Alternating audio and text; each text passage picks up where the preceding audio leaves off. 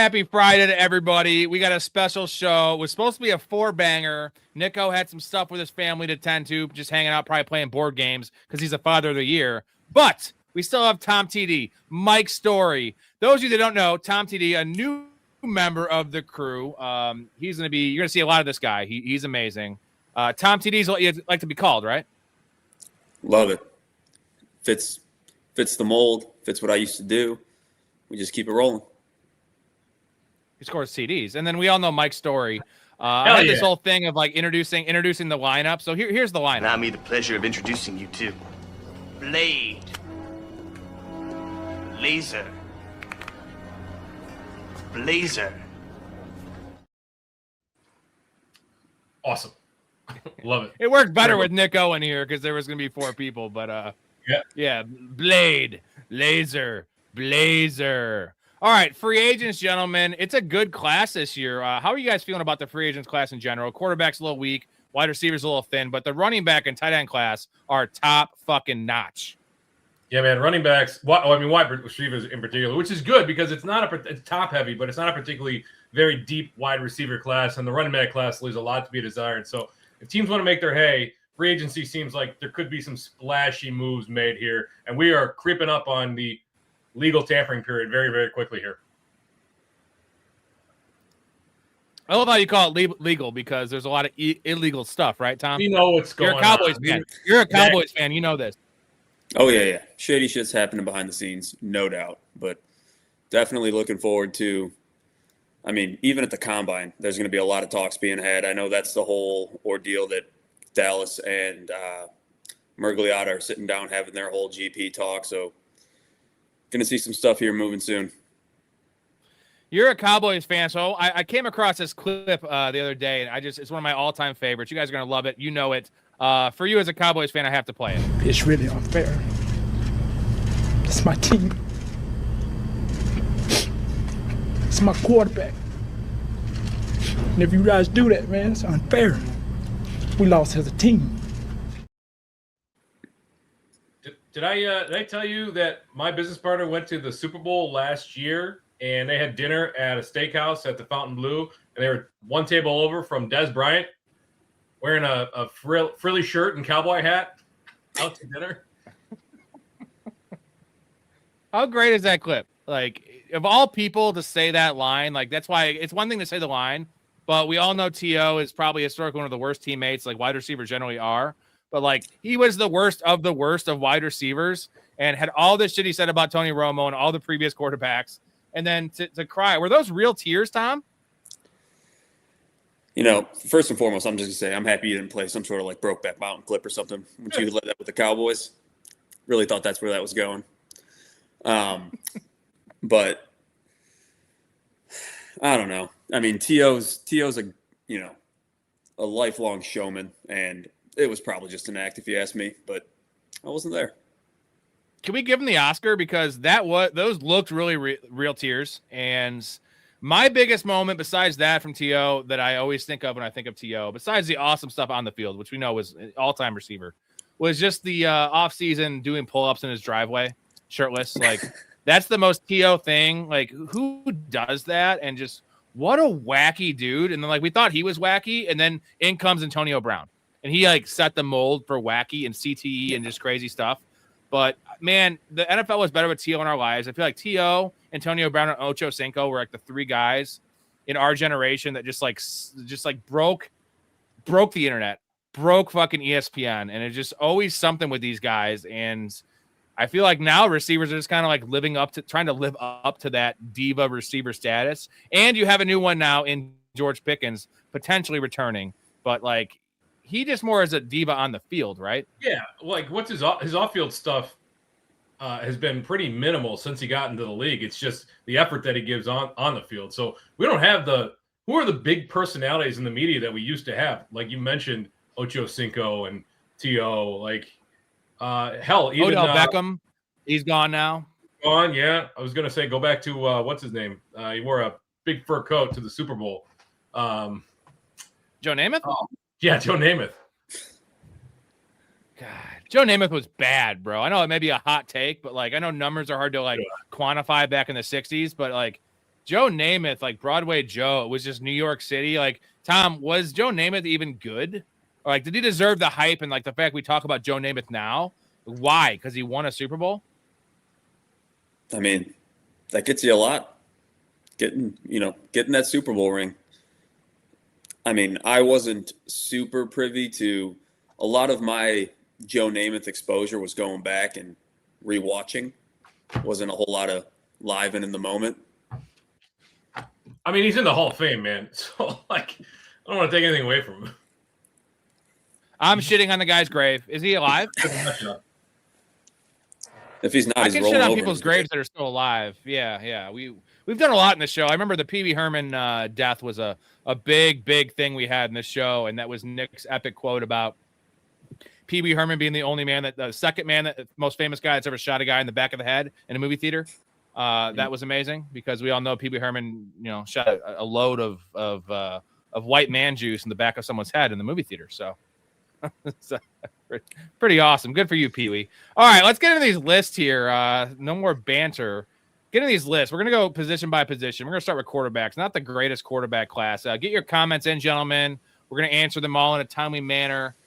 Daniel Jones is the top of the free agent quarterback list. Best fit Colts. I think that makes a lot of sense. Tom, do you think Daniel Jones is worthy of a massive contract? I know he's got the Achilles injury, which is a major thing, but regardless, he's not the oldest guy in the world. He had a lot of success the first 8 weeks before he had the broken bone in his leg and then played through that. But like, it's still Daniel Jones, right? Or am I crazy? It's a little hard to tell because he really had that coming out party in Indy. And like you saw the flashes, he's definitely a little bit more mobile quarterback than some people will give him credit for. So like he's got the ability to make a lot of the different plays, different throws that, your typical Stroud type pocket passers, a little bit more confined. So I definitely think he's better than your average quarterback. The age is still good, but the injury is the biggest thing, and I feel like it's going to be hard for a team not named the Colts to, pony up that money, give him a contract. And I even see it's a little difficult for the Colts because when are you going to have him? That's their biggest thing. And do they trust Anthony Richardson? That's a whole nother debate we can have. But like, no, I think the Colts feel almost obligated for what he did to their franchise in 1 year. And they're the team that I can see ponying up the most money for him, but I don't see any team really breaking the bank for Daniel Jones. What do you think, Storey? Is he worth the money? Because Mouth in this very show was saying he's gonna probably command like Justin Fields level money, which was 2 years, $40 million. I feel like he's gonna get more than that. More than that. That seems low to me. Like, I was looking at this. If teams want to consider him a low end starter, which is about where he played at a really high level, Pro Bowl caliber player in his third. Okay, that doesn't mean much anymore with Shedeur Sanders, but a good level when he was leading the Colts there. I look at it like a 3-year, $110 million, $65 million guaranteed kind of contract that somebody wants to pay him to be a low end starter. And I think Tom, you're right. It makes the most sense for him to come back to the Colts. He's got the recovery in front of him. He's probably going to get more leeway in terms of recovery time versus any other franchise. If somebody want to look at him as a bridge quarterback or a high-end backup, then teams like the Raiders might make sense because they're obviously going to draft the number 1 overall pick in Fernando Mendoza. I could see the Falcons taking a chance on him, but he's not going to get that kind of money then. You're probably looking at a 2-year, $50 million with 30 guaranteed kind of option. So that's about where I see the most likely fit is the best fit is probably the Colts. The most likely landing spot is still the Colts, as boring as that seems. They kind of have no choice though, because they've let us know about Anthony Richardson, what their belief is, and they have to trade Anthony Richardson, right? Like they have to do it because he's also not a guy you want as a backup quarterback because he's so raw. You want a guy like Marcus Mariota as a backup quarterback who has been there, done that. Anthony Richardson's a project. He's a guy that you want to have sit and maybe be your backup, but where it's like literally you're sitting. Where the backup quarterback in Indy right now, as Blake says, it's probably going to be Riley Leonard. You need a guy that can actually come in there because you're going to have to start 5, 6, 7 games possibly with Daniel Jones. And there's also uncertainty. Like when he comes back, is he the same guy? Do you have to bench him? Is he going to get re-injured? We don't know these things. That's the biggest issue with this guaranteed money and the kind of money that they're going to want to give, or he's going to command in the free agent market. Do you guys think a team like Miami would want to take a stab at this? Because Miami is most certainly rebuilding this year in that division in the AFC. There's no way they're making the playoffs. If they bring in Malik Willis or something, like they're still not going to be competing. So why not just give the money to Daniel Jones if you think he's your franchise guy? Does that make any sense, Tom? I think it does. More playing for the long-term aspect of it. And Miami's got a handful of moving pieces right now. So tooling up and gearing for 2027, I definitely don't think is in the Dolphins' worst interest. So I could see that. They might be hesitant, though, to give an extended contract for, like I said, a bridge starter when they're projected to probably be over the cap after they sign their rookies. So they're going to have to make some moves in order to free something up. I don't know quite what they're going to do at quarterback yet either. I'm not sure Miami's the best fit. I could also see Minnesota taking a jump at him if they think his recovery is coming along nicely. They need a solid backup there for JJ McCarthy. Like they're pot committed to JJ McCarthy, but they obviously know that they need to put something behind him. Colts have $35 million in space. One last question for you, Storey. Is Daniel Jones? I know last year was amazing, but we all respect Shane Steichen. We all like the weapons in Indy, the offensive line, the infrastructure is nice, right? So is Daniel Jones the quarterback we saw the first 8 weeks of last season, or is he more like the quarterback we saw in New York, which is a piss poor spot? So like, will the real Daniel Jones please stand up? Which is it, Storey? Is it the guy we saw this past year, or is it the guy we've seen the majority of his career in New York? I think it's a bit reductive to think it's one or the other. It's probably a combination of A and B there. He's probably closer to what we saw in Indianapolis. When you have a good coach with a good scheme, a good offensive coordinator, you can let above average players thrive. When you have a bad organization, and sometimes a player just needs to get out of a major media market, like the New York media can really do a number with somebody's head. So I'm of the mindset that Daniel Jones was going to continue to play well in Indianapolis down the stretch. And I think that his recovery, barring the unexpected, if he comes along nicely, I think we could see a return to form for him. You agree, Tom? Yeah. I mean, obviously seeing him struggle as a Dallas fan in New York, I very much enjoyed it. But now trying to, put him in this aspect, I definitely think more so than not. But again, the truth is somewhere in between, like Storey said, point A and point B.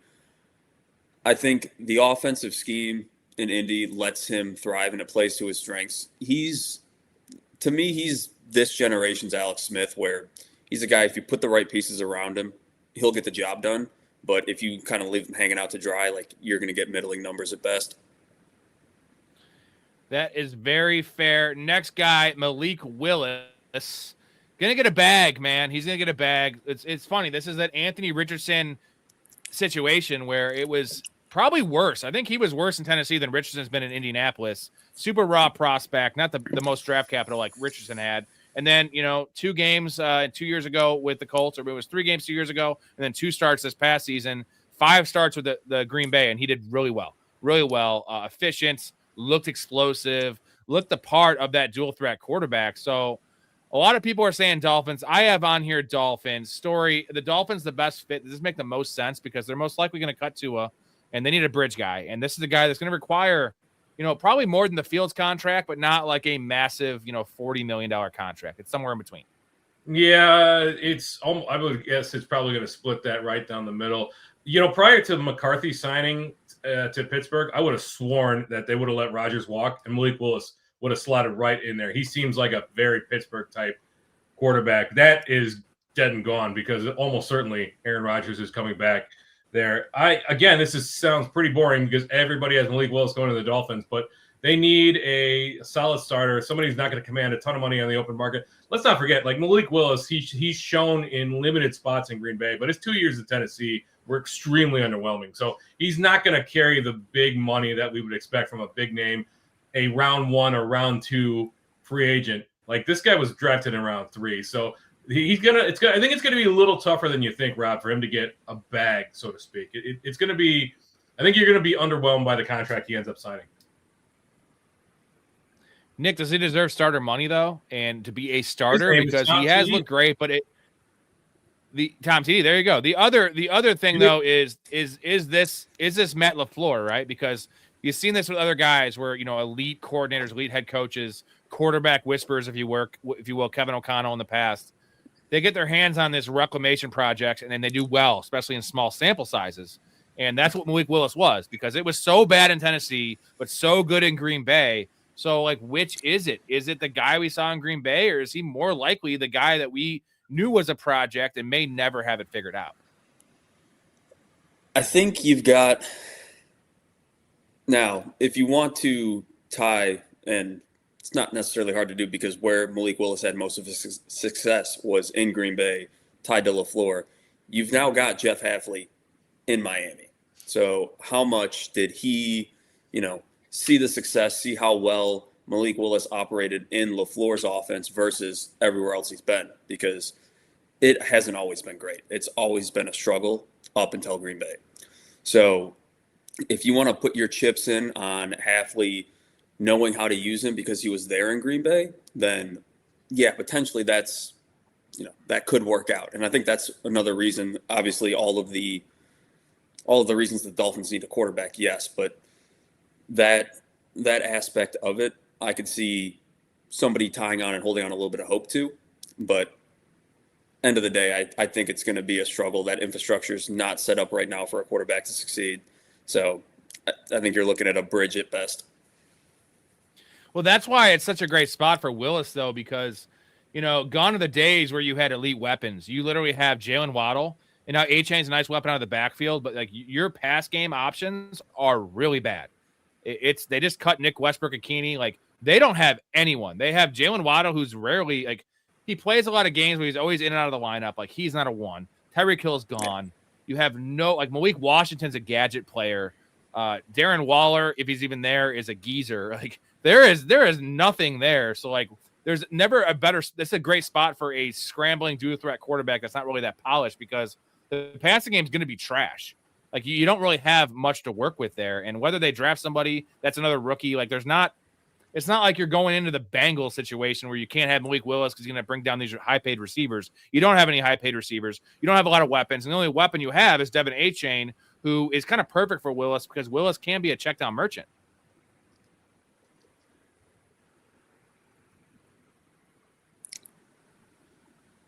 I mean, yeah, all fair points. I think you guys all agree. I think I let you guys speak. Yeah. It's like, Rob is a genius, and it's not really an exciting thing to talk about the Miami Dolphins with the current situation. Is not exactly it doesn't really move the needle too much. I don't think that team's going to be worthwhile. I also have concerns about Devin Achane and his efficiency in the running game, because McDaniel is, as much as I hate on McDaniel, like, he made his hay in designing very good run scheme. So yeah, Malik Willis is a bit of a check down merchant, but the environment around there, if he goes there, I don't know what to expect. Like, I don't think Malik Willis is just such a small sample size for the games that we saw in Green Bay with a good system and a good coach. It's hard for me to buy in on Malik Willis as a full-time starter in this league. I see him as a high-end backup going forward. Let's just chat about Devin Achane real quick, Tom. This would be awesome for him. I know, like, a lot of people say scrambling quarterbacks take away the touchdown equity. Devin Achane is not exactly a goal line guy anyway, so they do increase efficiency. And like, Achane doesn't even need any efficiency increase because the dude's just a monster when it comes to that regard. But like, this would be a great fit because this would become an RPO style offense, like one of those where like Devin Achane will thrive, and his passing game involvement is always going to be there. Yeah, no, definitely you touched on it, the passing game usage there. That's where he makes his bread and butter. I mean, he's not a guy that you can hand the ball off to 15, 18 times a game. Like, you want to give him the ball, you want to get him in space, you want him to use his athletic ability in that regard for him to produce fantasy points. And the checkdowns, the easy screen type, line him out in the slot, get him some bubble screens, some easy throws, like, that's going to help Willis. It's going to help him. High efficiency throws are going to be, the most conducive thing year over year for Achane. the touchdown equity, like like you mentioned, the RPOs, like I can definitely see Willis being that bigger quarterback at the goal line. And then you've also got Ollie Gordon there, who another year forward. I mean, I think he's gonna maybe not supplant, but like he's gonna eat into the short yardage work for Achane, and that could very well limit his rushing touchdowns. I love Ollie Gordon, man. I really wish the Bears had taken him. Real quick, off topic. So Monungai killed it this year, but I was a real big advocate for Ollie Gordon to the Bears. Do you think Ollie Gordon would have been like what would he have done if he had the role of Monungai this year on that Chicago offense? Because I think he was the perfect complement to Swift. Monungai played great. Nothing against Monungai. 7th round pick. Definitely surprised a lot of people. But Ollie Gordon or Monungai, who's a better player? The way that I had it ranked going into last year, I had Ollie Gordon a few rounds higher, and I wanted him in Dallas. Granted, their running back situation wasn't as cut and dry, and even when we brought in Sanders and Williams, 2 old guys that could have easily been cut. I mean, I think the player that I kind of like saw when I watched Ollie Gordon was kind of like coming out of college, a poor man's Joe Mixon, where could kind of just do everything. I mean, run downhill, could run away from a safety linebacker, but I mean, the pass catching and had the size to be able to develop into a well-worthy pass protector. Like, I think he's a fairly complete back, but like when you land in a spot like Achane with Achane ahead of you, like it's just you need to be the best at some particular aspects to get that guy off the field and get on. And I think he's doing a good job taking advantage of the spots that Achane leaves available. But it wasn't my preferred landing spot for Ollie Gordon. Yeah, I see it a little differently. I'm not sure that he would have been a good fit on the Bears with Ben Johnson. He uses a lot of the zone concepts in the running game, whereas Ollie Gordon is much better in the north-south type. So for me, it feels like he is always going to be one injury away. I'm not sure that he profiles as a complete back, but I don't know that he has the skill set to actually be what a team wants in terms of a 3-down back. Miami seems to really like what Devin Achane brings to the field, even though he's not the biggest back in the league. So Ollie Gordon seems like he's a really good fit where he's at, and he'll probably have a spot start here and there when Achane inevitably gets nicked up down the road. That's why the show is the all-time epic, because we just had a pretty deep dive there on Ollie Gordon in the quarterback free agent show. That's what we do, folks. How about a little bottle of spermicidal lube, too? And 1 little bottle of spermicidal lube? Yeah, 1 little bottle of spermicidal lube. Evan, that's psycho shit, man. It's not. It's like Charles Manson shit. What do you think Becca's gonna be psyched that you brought a bottle of lube? Oh, Evan, thank you for bringing that lube for my pussy. I never would have been able to handle your fucking 4-inch dick inside my pussy without that gigantic bottle of lube. Can you imagine just tuning into the show, though, and just seeing the middle of that clip? I love that. I love that. We got to finish the quarterbacks, though. I have a couple more names. I don't want to talk about Aaron Rodgers. He's going to the Steelers. Kirk Cousins, he's dust. One name I do want to talk about is Kyler Murray, the Garden Gnome. We call him the Garden Gnome in this show. I assume he's gone. I mean, I know there's a new regime there, which you could say maybe it's probably best for their team to keep him around because cutting him, you're going to roll with Jacoby Brissett. Who knows? Let's go on the assumption that he's traded or cut.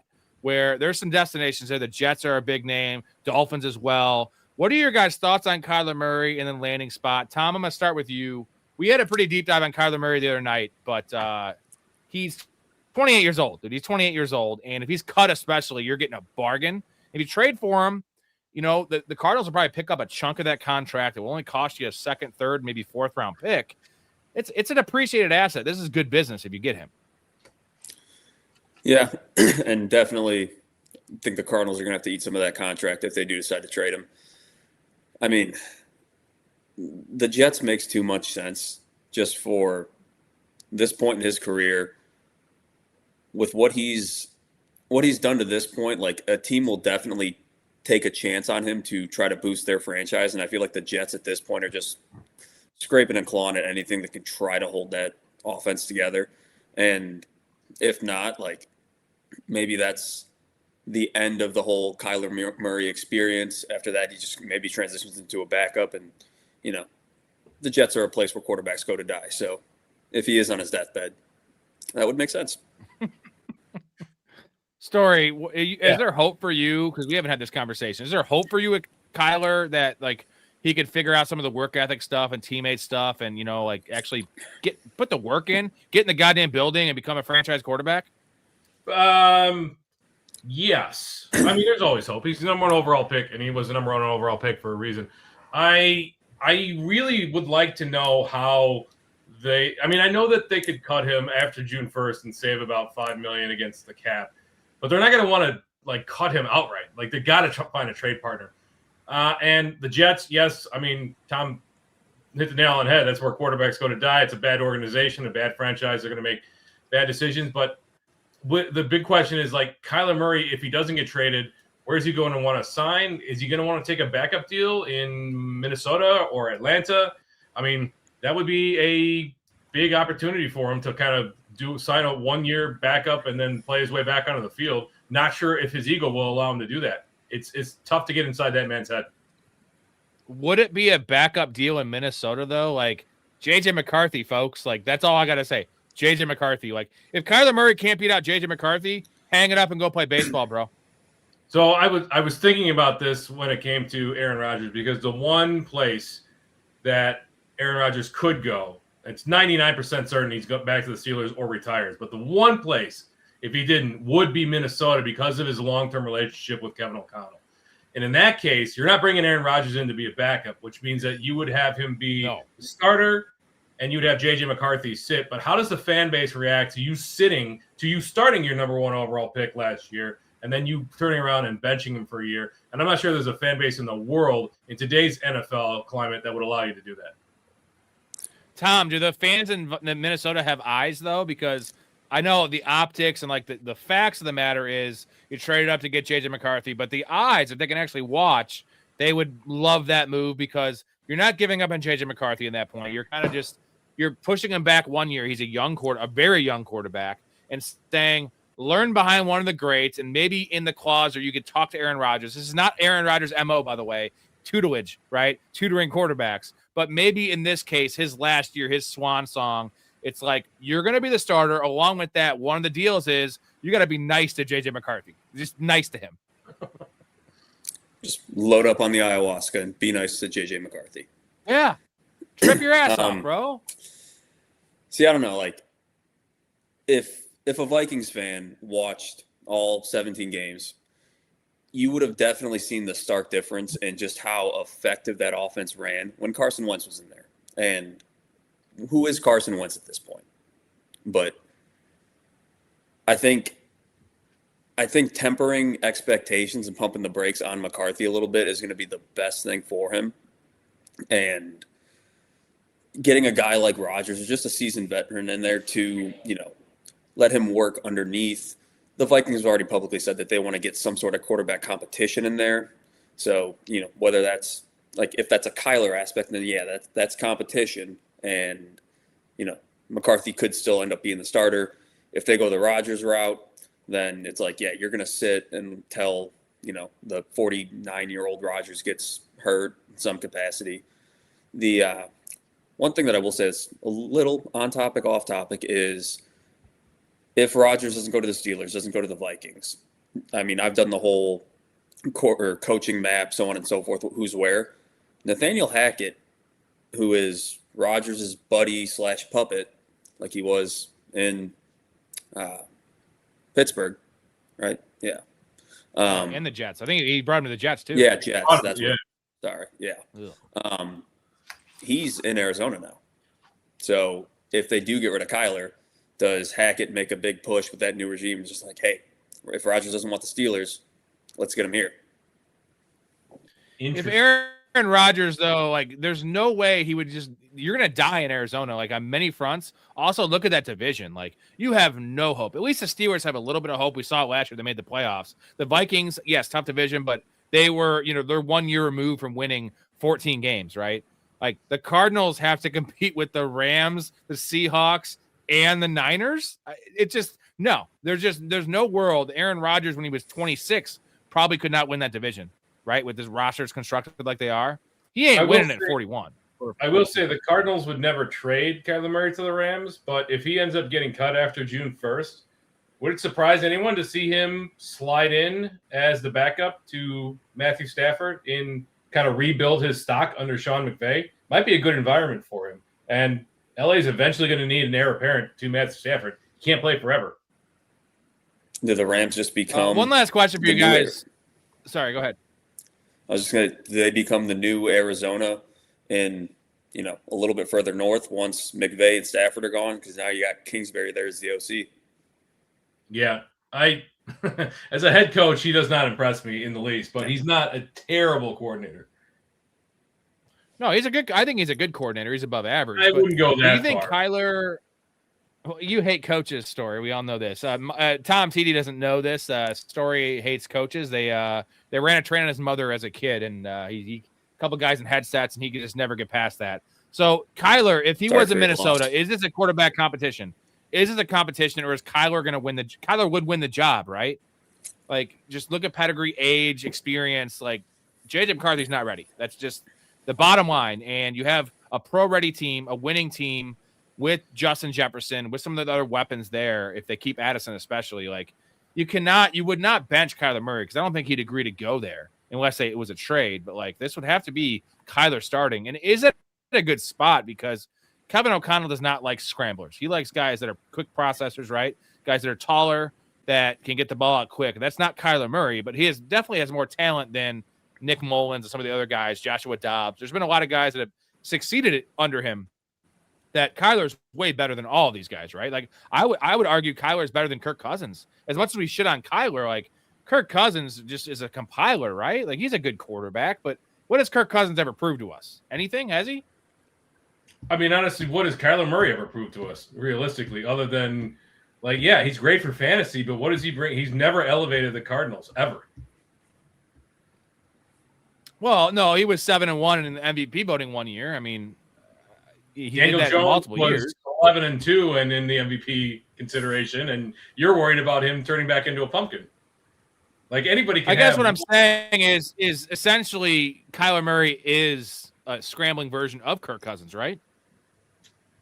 I mean, Kirk Cousins is a better pocket passer than Kyler Murray will ever be. Kirk Cousins is a better pocket passer now than Kyler Murray is. Kyler Murray is a I don't want to call him a little man, but he's a scared little man behind the line. He doesn't like sitting in the pocket and making plays downfield. Like he is more than happy to check it up. What's up? Look at this one. Matt Galloway. Oh, well, yeah, boy, look who Tom, sent the our boy. Yeah. I would rather see Tua in Minnesota over McCarthy. By the way, Matt, send it a super chat, you cheap bastard. I'm just kidding. I love you. I would rather see Tua in Minnesota over McCarthy. That's a really bad endorsement on McCarthy, but like, what do you think about Tua? Could Tua? That's a good point. Could Tua run this offense because O'Connell likes the processing, right? Not that he can. But he quick release with Tua. Like, is this better? Would you rather have Tua or McCarthy? There's no guarantee that Miami's going to split ways with Tua, right? I think so. But there's no full-blown guarantee money, that Tua's out of Miami. Yeah, and there's no full-blown guarantee. What's the point of running? What's the point of running back with Tua? Like, what's the point? Like, we've seen him. If you think the guy has promise, like somebody's got to come in there. Like Halfley might think he could salvage this guy's career potentially. That, like, he did show some flashes in his rookie year. We all agree Tua's done, right? We all agree Tua's done. Like in this panel. Like as a starter, or because he'll get a start. Yeah, his career is done. Like in terms of like him being a thing in the NFL, him being a high end thing, probably. But like I don't think that's I don't think it's a guaranteed deal that he gets cut. Like it's going to cost the Dolphins a lot to cut Tua, like a lot. They made a big mistake when they signed him to that contract. So if they can't find a trade partner, what are they going to do? They're going to eat $90 million in dead cap. Like that is a ton of money. So, I mean, but like if Tua wants out, maybe he makes some financial concessions. I don't know. I don't know what his contract says. Like if he could like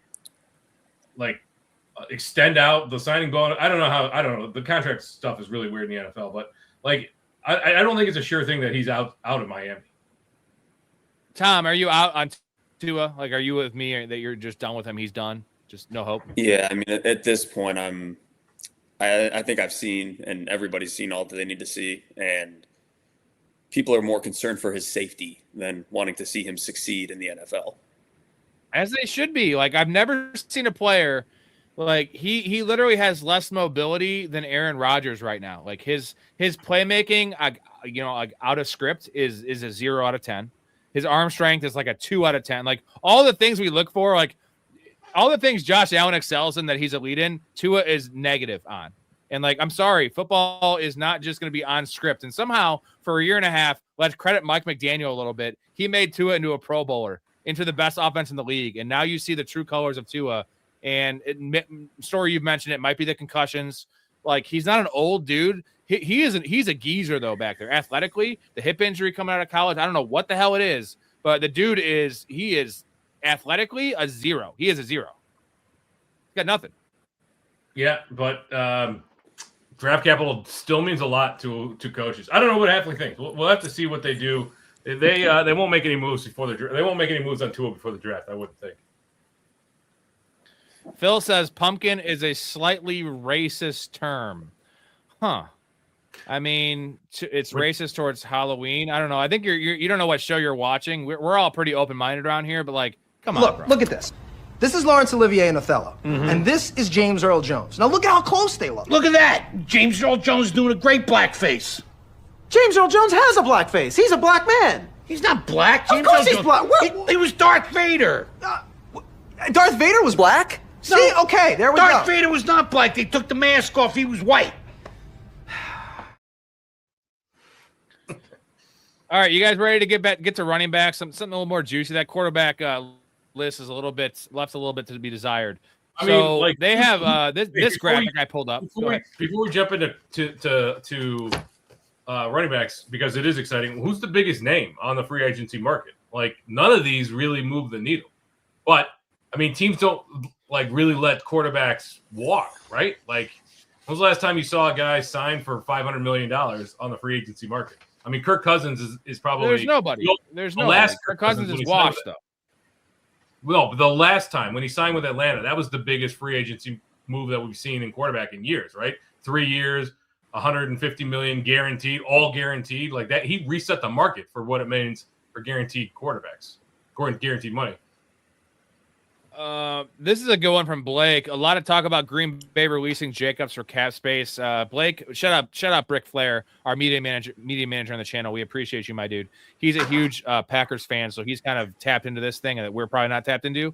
I haven't heard much about this, but what do you think about this? Because we're about to talk about running backs. Let's talk about this first, because man, Josh Jacobs has been a warrior and a workhorse throughout his career. You saw him play through.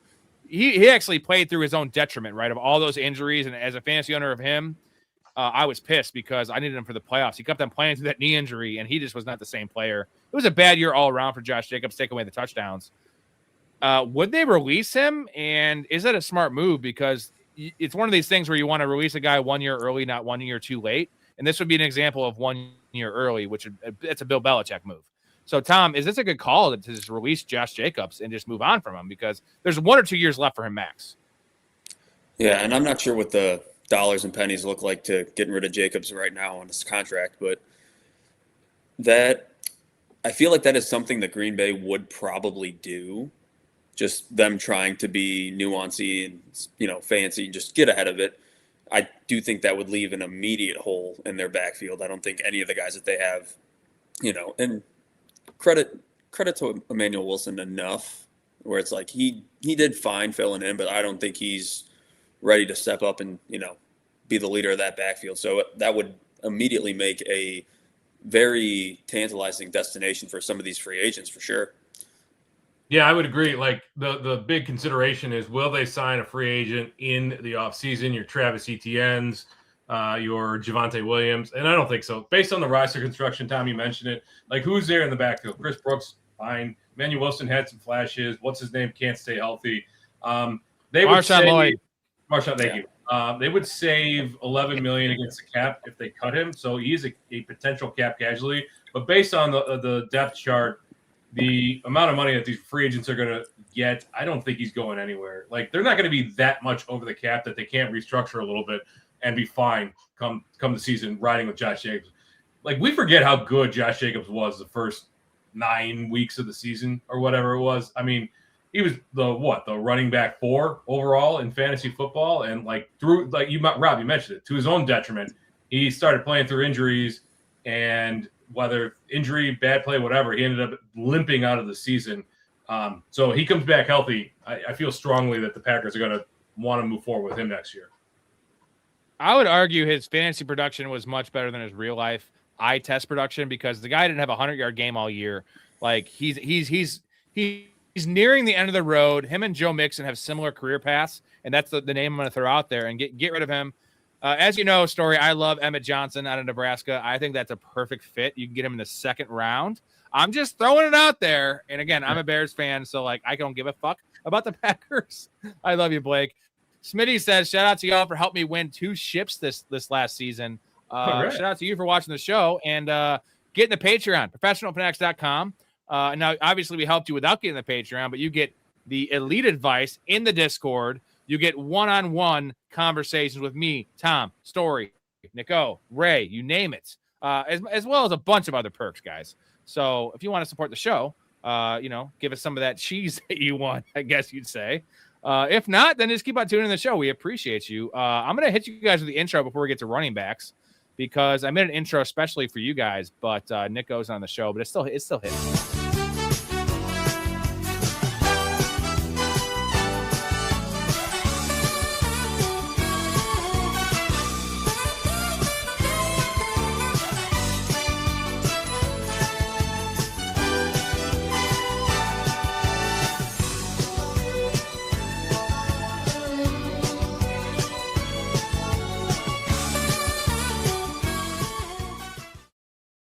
How dare you besmirch Tevin Coleman's good name like that? Indiana, great. Nice.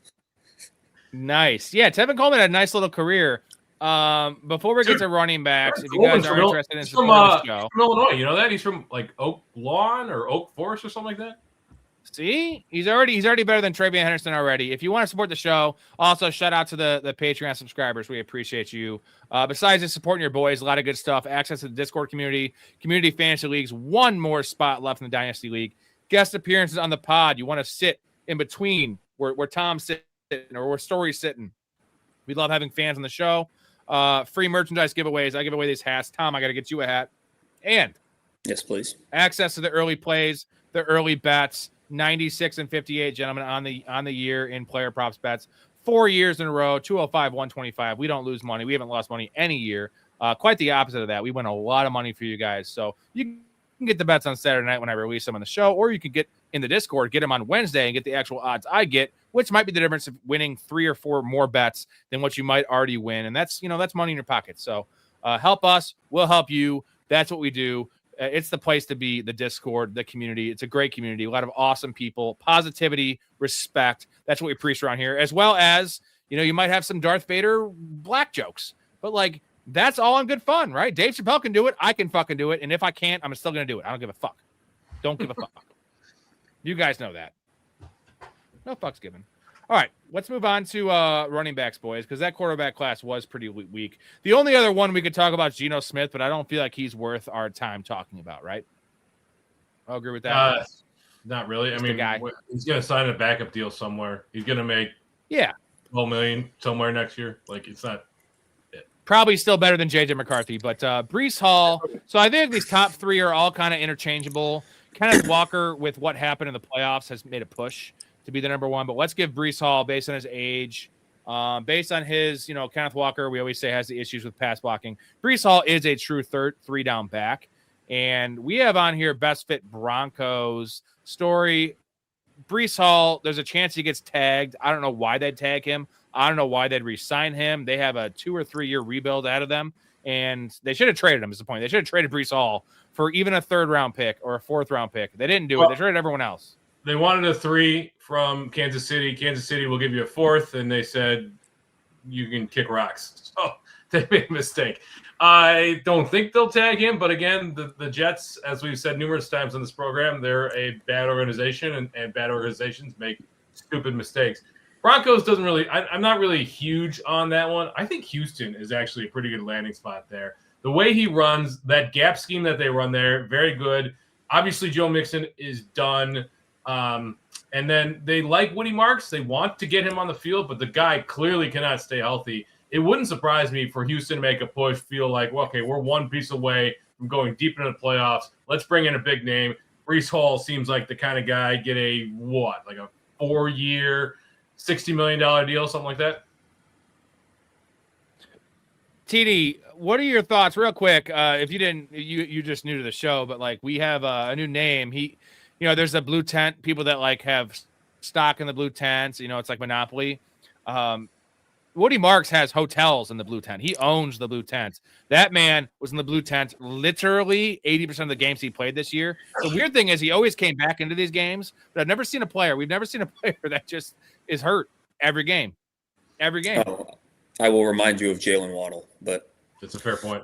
No, but he's worse. It is worse than Jalen Waddle. No, Higgins as well. Those guys do go there, but this is a running back that just could never. He leaves the game every time, and he came back in all but one, I believe. But like he's always just Woody Marks in the blue tent. It's a fucking joke. If you're playing a drinking game, you'd be dead. You'd be dead. Yeah. No, I think the opportunity that Woody Marks had this year was going to be the best chance he had to try to establish himself as a 3-down back with, Nick Chubb being there and being a corpse of his old self. And I think he pretty much showed the entire league that he is never going to be that lead guy. He's always going to be a complimentary back.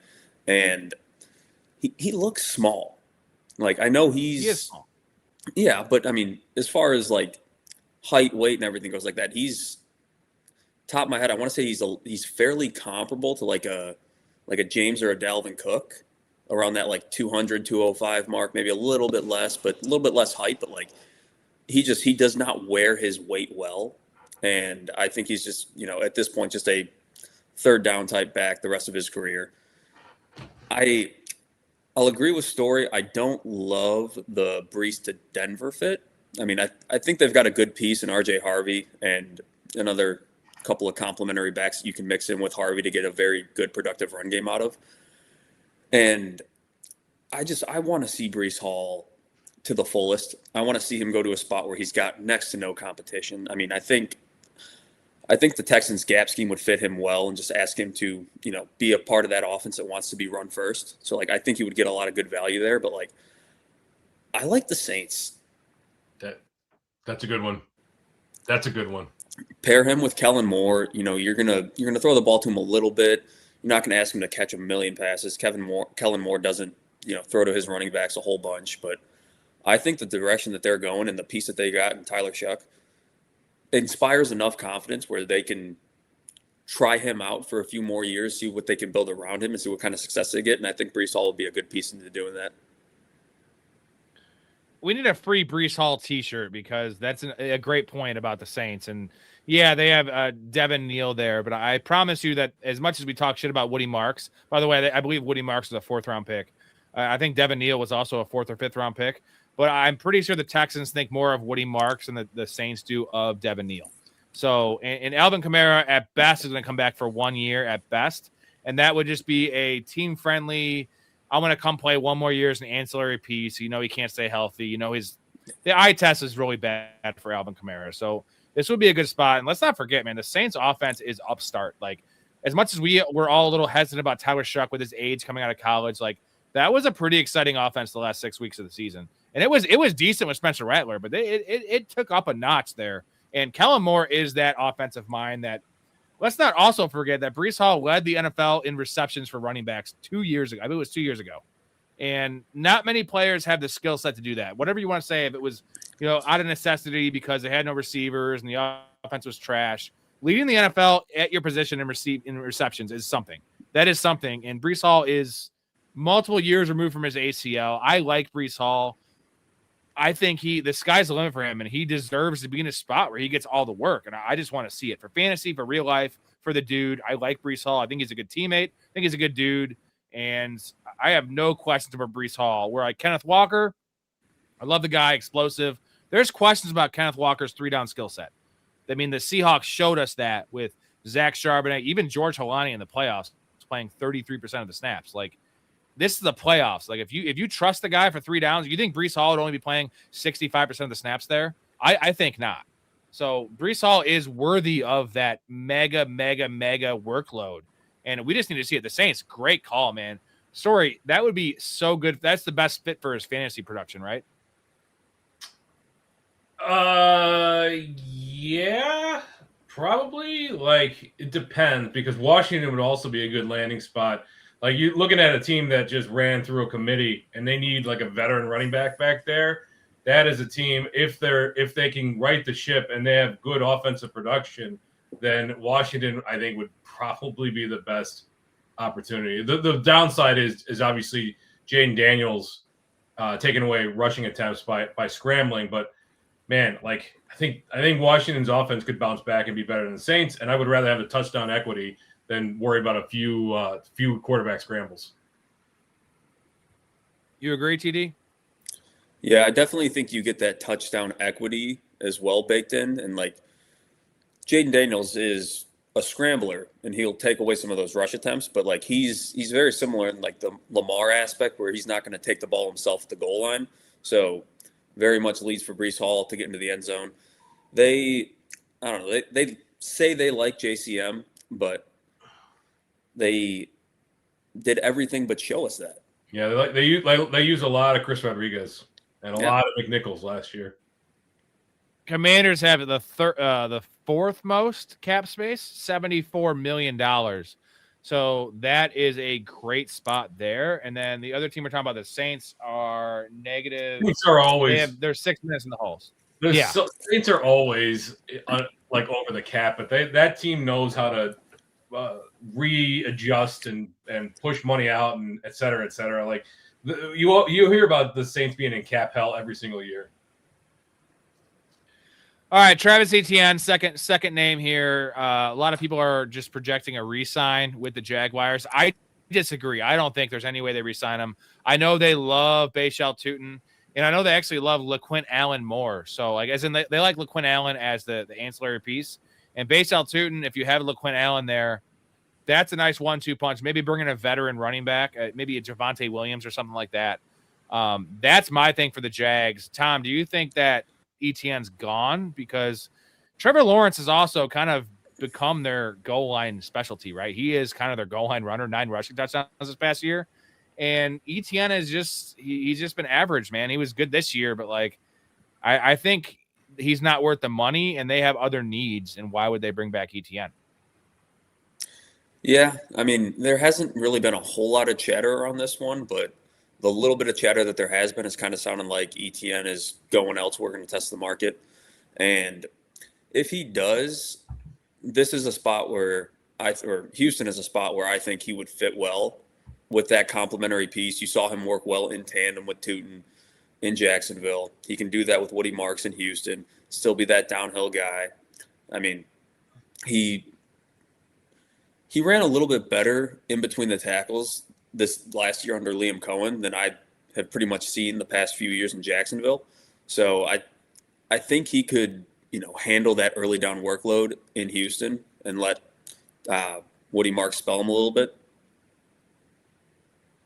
Yeah. So what are your thoughts on Etienne? Well, yeah, so he probably played himself out of re-signing in Jacksonville. They've made every indication that they want to be a passing team with how they played down the stretch, the moves that they made, signing Jacoby Myers, Parker Washington coming on. So I'm not so sure they're going to want to pay Travis Etienne the amount of money that he earned by playing so well last year. So for me, I'm looking at those teams that have a committee that want a veteran running back as a stability piece in their offense. So I mentioned previously Washington, I think, is a candidate there. I would put Arizona at one of the tops of the list, Tennessee at the top of the list there. Those are 3 teams that I think are really in the market to sign a guy that they're not going to give all the work to, but they want to give a lot of work to, a guy that they trust there. And then another team that's probably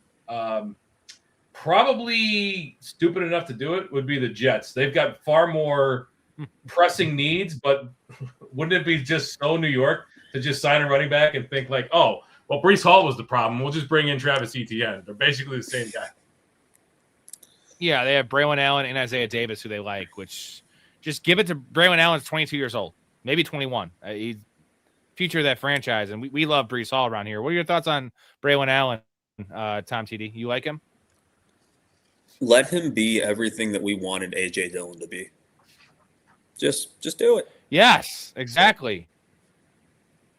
A.J. Dillon, God, what a bum A.J. Dillon was. I loved A.J. Dillon, too. I'll take the L on that one. All right, number 3, Kenneth Walker. Probably back to the Seahawks, and if it wasn't for Charbonnet's, it was like the Charbonnet injury and then Kenneth Walker being an all-time hero in Seattle with the Super Bowl MVP and just the playoff run he had, he would have been a goner for sure. And then now it's like, okay, Kenneth Walker's probably back because they need him, but he made himself a lot of money, guys, with that run. I was saying $14 million a year. Maybe that's too rich, but people will get enamored by the skills and the eye test of Kenneth Walker, and they might overlook some of the major issues and holes in his game, which we all know are there. So, Storey, Kenneth Walker, I know the perfect spot would probably be the Chiefs, although the Chiefs don't have a lot of cap space, but they did open up $40 million of cap space with the Mahomes restructure. Now they're only $30 million over the cap, but like you saw what they did with one player. They can turn this around, and Isaiah Pacheco has never been the answer there. So this is a perfect spot, right? Yeah, I mean, the Chiefs, I'm not sure that Kenneth Walker is going to want to go there. This is all speculation, but I'm not sure that Kenneth Walker is going to want to go to a place that he doesn't get some kind of under-the-table guarantee that he's going to get the majority of work. His numbers suffered due to Zach Charbonnet, despite how he looked down the stretch.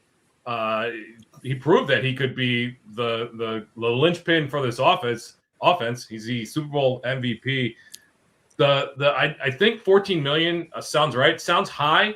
I would be concerned. I would think that the guaranteed money was where teams might be a little hesitant to give big numbers there because of his injury history, his lack of efficiency. Maybe that's due to the injury history, etc. I don't think he's back in Seattle unless they want to franchise tag him. The top landing spot to me, I think, would be Denver. Denver likes a rotation of backs there, and if Kenneth Walker feels like he's going to get the goal line touches there, I think that would be a nice spot for him. What do you think about that, Tom? It's a interesting wrinkle that I hadn't really thought of, but I definitely see the fit in Denver, and he kind of feels like a Sean Payton type back. So, I mean, I definitely don't hate that. I mean, obviously there's a clear need in Seattle for him, and the Seahawks know how to use him. They know not to make him that every down horse because he's broken down time and time again. And the fact that you're not going to have Charbonnet for the first 5-6 games right now, leaves a clear and glaring hole. They've got the money to pay him. I think they want to? Not nearly as much as he's probably just earned himself. But I feel like that's the most conducive aspect for all parties involved, even with Seattle paying a little bit more. Yeah, like a week ago, I would have said, right? Sorry to interrupt there. A week ago, I would have said Arizona would be right at the top. Yeah. But he has come out and said that he's not interested in going to Arizona. So I think we have to scratch that off the list.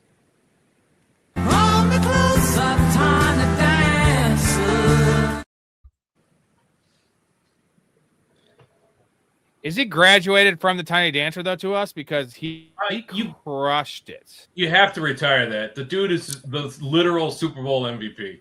They didn't even give the MVP. Never gonna retire it. They didn't give the MVP to James White, who scored 2 touchdowns, including the game-winning touchdown. And this guy won the MVP. Dude, you got to retire it. I'm never retiring the Tiny Dancer. He is still a Tiny Dancer. Doesn't mean he's not a good player. He just dances. PG says RJ Harvey 12 touchdowns this year. No way he goes there. RJ Harvey's film was not great. It was not great. Matter to Sean Payton. Sean Payton doesn't care about draft capital. Doesn't care about what you did last year. For him, a mix of zone and man schemes. Walker is a great mix between the two. Harvey showed real deficiencies when they played in a zone concept. And they've used multiple other backs, especially as they got later on in the season. RJ Harvey does not profile as a Sean Payton workhorse back, who never uses a workhorse back anyway. Yeah, Sean Payton does a lot of weird ass shit. All right, let's move on from Kenneth Walker and get to Javonte Williams. I would have Rico Dowdle ahead of him, but let's go to Javonte Williams. This is hitting close to home for you, TD. It was a good year based on numbers, and as you guys know, I'm the biggest Javonte Williams fan for fantasy this year. Going into the year, loved where he was going, made me a lot of money, but he is the slowest running back in the league. I can change my opinions year to year, and I'm going to right now. Javonte Williams is trash. Like, the reason I loved him in fantasy wasn't because he was a good player. He's just a very good pass blocker. He's available. He's a good power back. Fit the system. I saw the Zeke thing, right? The old Zeke comparison that did well there. And you can't bring him back to Dallas, right? Yeah, I mean, Cowboys they're a weird organization to the point where like they like the guys that they kind of like claim to have helped, and to this point, like it was kind of a reclamation project and a little coming back into the fold for Williams this year in Dallas. So like I can definitely see Dallas wanting to take credit for that because they've got to be in the media and they got to be in headlines one way or the other. It's the lack of explosiveness is what does it for me. And I personally, as a Dallas fan, want somebody back there with a little bit more juice. Now, I think Williams can, tote the rock, handle the load, and do what you ask. But, I mean, that's what a lot of these teams are just looking for at this point. And Dallas is not typically a big spending team in free agency. And while I do think they are going to spend a little bit more this year than they did have previously, it's mainly going to be on the defensive side of the ball, and they're going to piecemeal their running back room together like they do every year. It's got to be better than Javonte, right, Storey? Like they can't go to this again. They need someone more explosive, and Jaden Blue is not the answer, so they got to bring someone else in.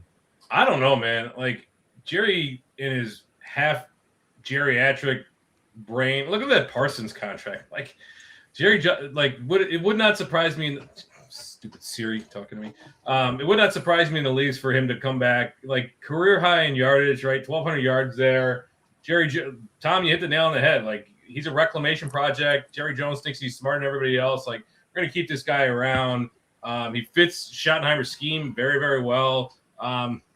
Yeah, I mean he's probably gonna. I would think he stays there, keeps his role as like the between the tackles grinder, and they bring in a pass catcher. Like Jaden Blue was probably going to be that guy. He didn't work out. I would guess his career is probably over. And so through the draft, like looking at some of those guys in the draft that profile as a third down pass catching back, it wouldn't surprise me to see them draft and kind of groom somebody to replace or to fill in there. Well, do you think Rico Dowdle, he's number 5. Would Jerry suck it up and bring Rico Dowdle back if Javonte's gone? Because Rico Dowdle is definitely a better back than Javonte Williams, and we saw the games where he was a starter. He's hungry. He's talking shit to the Cowboys, running for 200 yards. Dude's elite, man, and I think the Chiefs are a great opportunity. Chiefs and Dallas are my 2 spots for Rico Dowdle. Tom, would they bring him back if they got rid of Javonte, or am I just out of left field on this one? So being as tied into the whole Dallas Cowboys organization, as much as I listen to a bunch of their media personnel and podcasts and whatnot, like this year they've definitely given a lot more control to the coaches, and the Joneses have been a little bit more laissez-faire than they typically have, and you've seen that through some of the hirings that Shotty's got to do. Going back to what we were talking about Jerry and how he thinks he's smarter than everybody else, I feel like bringing back Rico would kind of be the opposite of that. Now, I would very much like to have Rico back. A little short-term deal. Let him run out his time in the league with Dallas. Yeah, I'd be happy with that. But I feel like that's going to be a little bit of a slap in the face to Jerry when he signed for pennies to go over to Carolina, blew up, and it's like now you got to pay more to get him back. Yeah, when you had him, you didn't use him. I mean, I didn't use him. I think people are going to look at that short run in the middle of the season when his numbers were off the chart. But let's not forget, this is a 28, 29-year-old journeyman running back who's on the tail end of his career. And I think the NFL is going to value him as such. So who's going to want a committee back? Probably Carolina. It's no problem signing him back there. But you know who else likes committee backs and likes go guys on the tail end of the career? You hit it, Rob. Kansas City. Like it would not surprise me in the least to see them bring in 3 or 4 guys that are all going to kind of rotate through that whole lineup. All right, this name's interesting. This next name is Tyler Algier, who I have loved forever. Storey, you know, it's my number one handcuff every year. We all know if Tyler Algier ever had 3 starts if Bijan ever got hurt, he would be a top 3, top 5 running back. The guy's got the skill set in that offense. He's always looked amazing this year, especially in the ancillary role. The guy crushed it. Tyler Algier, underrated pass catcher, amazing in pass pro. Guy's a fucking battering ram. I love Tyler Algier. And the best thing about Tyler Algier is you're getting a player that has no tread on his tires, right? Outside of his rookie year where he ran for 1,000 yards, has he had more than 110 touches in any year? I mean, it's fucking money, dude. And my spot is Tennessee. They get rid of Tony Pollard. Tyjae Spears is a great compliment to Algier, right? A nice little third down piece, change of pace back. Give me Tyler Algier in Tennessee, and I will tell you that's top 15 running back in fantasy. Okay. I'm just a little worried about that offense. I'm not sure that you can get a top 15 running back on that offense. I want to Brian Daboll, baby. Brian Daboll. Okay. Yeah. Okay. Great. I'm not sold on Brian Daboll. I'm going to go back to let's do a thought exercise. If the Packers do decide to move on for Josh Jacobs, I bet even money that Tyler Algier ends up there. He fits that scheme beautifully, and he's the exact type of running back that LaFleur likes. So that's a big if, because I don't think they're getting rid of him. But yeah, he seems like a good piece there. He also seems like a good piece in Kansas City. I think that he kind of fits that Kareem Hunt mold a little bit too. Music to my ears and the words right out of my mouth. This is I want Algier in Kansas City so terribly bad for so many different reasons, and the Kareem Hunt comparison was exactly where I was going. God, that would be great. That would be, I just love Tyler Algier, man. I want the guy to succeed, and it'll probably the price will be too high for me, and I won't have him, and he'll go for 12 touchdowns.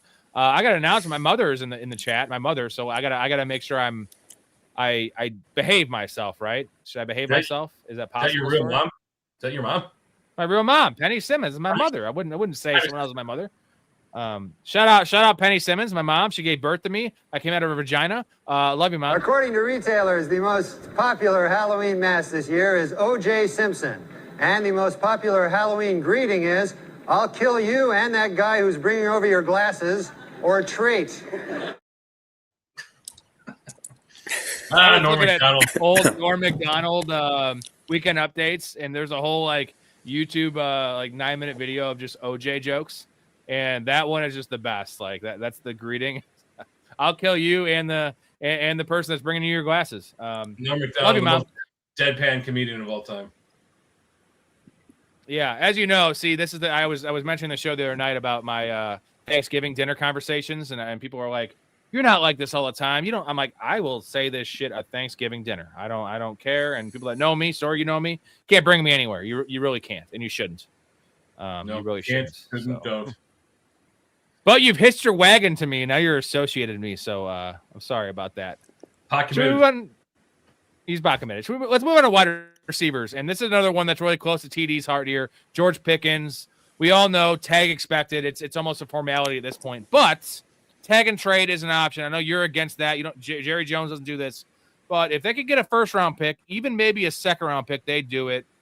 They're not going to sign him, and the question is, do they want to go through the George Pickens entire season of him getting tagged and being a baby back bitch, which we all know he is? Do they want to do that? I don't think they do. I don't know. I'm such at a crossroads with this. For all intents and purposes, as a Dallas fan, I want Pickens there. And if you can get him to play on the tag just for one more year, let them try to piecemeal this together. Let them try to work out a long-term deal. And, off the top of my head, I'm not entirely sure what the tag number is for a receiver, but I want to say it's 28, 29-ish million, somewhere in that range. 28. Yeah. So, he wants a long-term deal, and he definitely did enough to deserve that and warrant that, but, he fits so well with the Cowboys offense. He's become best friends with CeeDee Lamb. And you've seen the just bump in production that he's had with a quarterback that can get him the ball. If it's going to be a tag and trade, like how much is he going to fight where they're potentially sending him? Because Dallas is going to look for the capital aspect, and a first round, I think, would be what it would take. A second, if that's going to be the case, it's going to be a team that's ideally picking higher in the second. So, you're not going to send him to a contender. And I think it's going to be harder to get a deal done with Pickens in a trade scenario than, the media thinks, because they say tag and trade. I think that might be. What about the Titans? I know I'm bringing up the Titans here. Titans are drafting. Let me just pull this up. I think they're drafting fourth. Am I or fifth? Crazy to say one that? of the two. Let's see. I got to pull up the draft. Here we go. So Titans are fourth pick. So that would essentially be almost a first round pick. Storey is the fourth pick in the second round, and the massive contract which they'd be promising to George Pickens. Is that worth it on either end?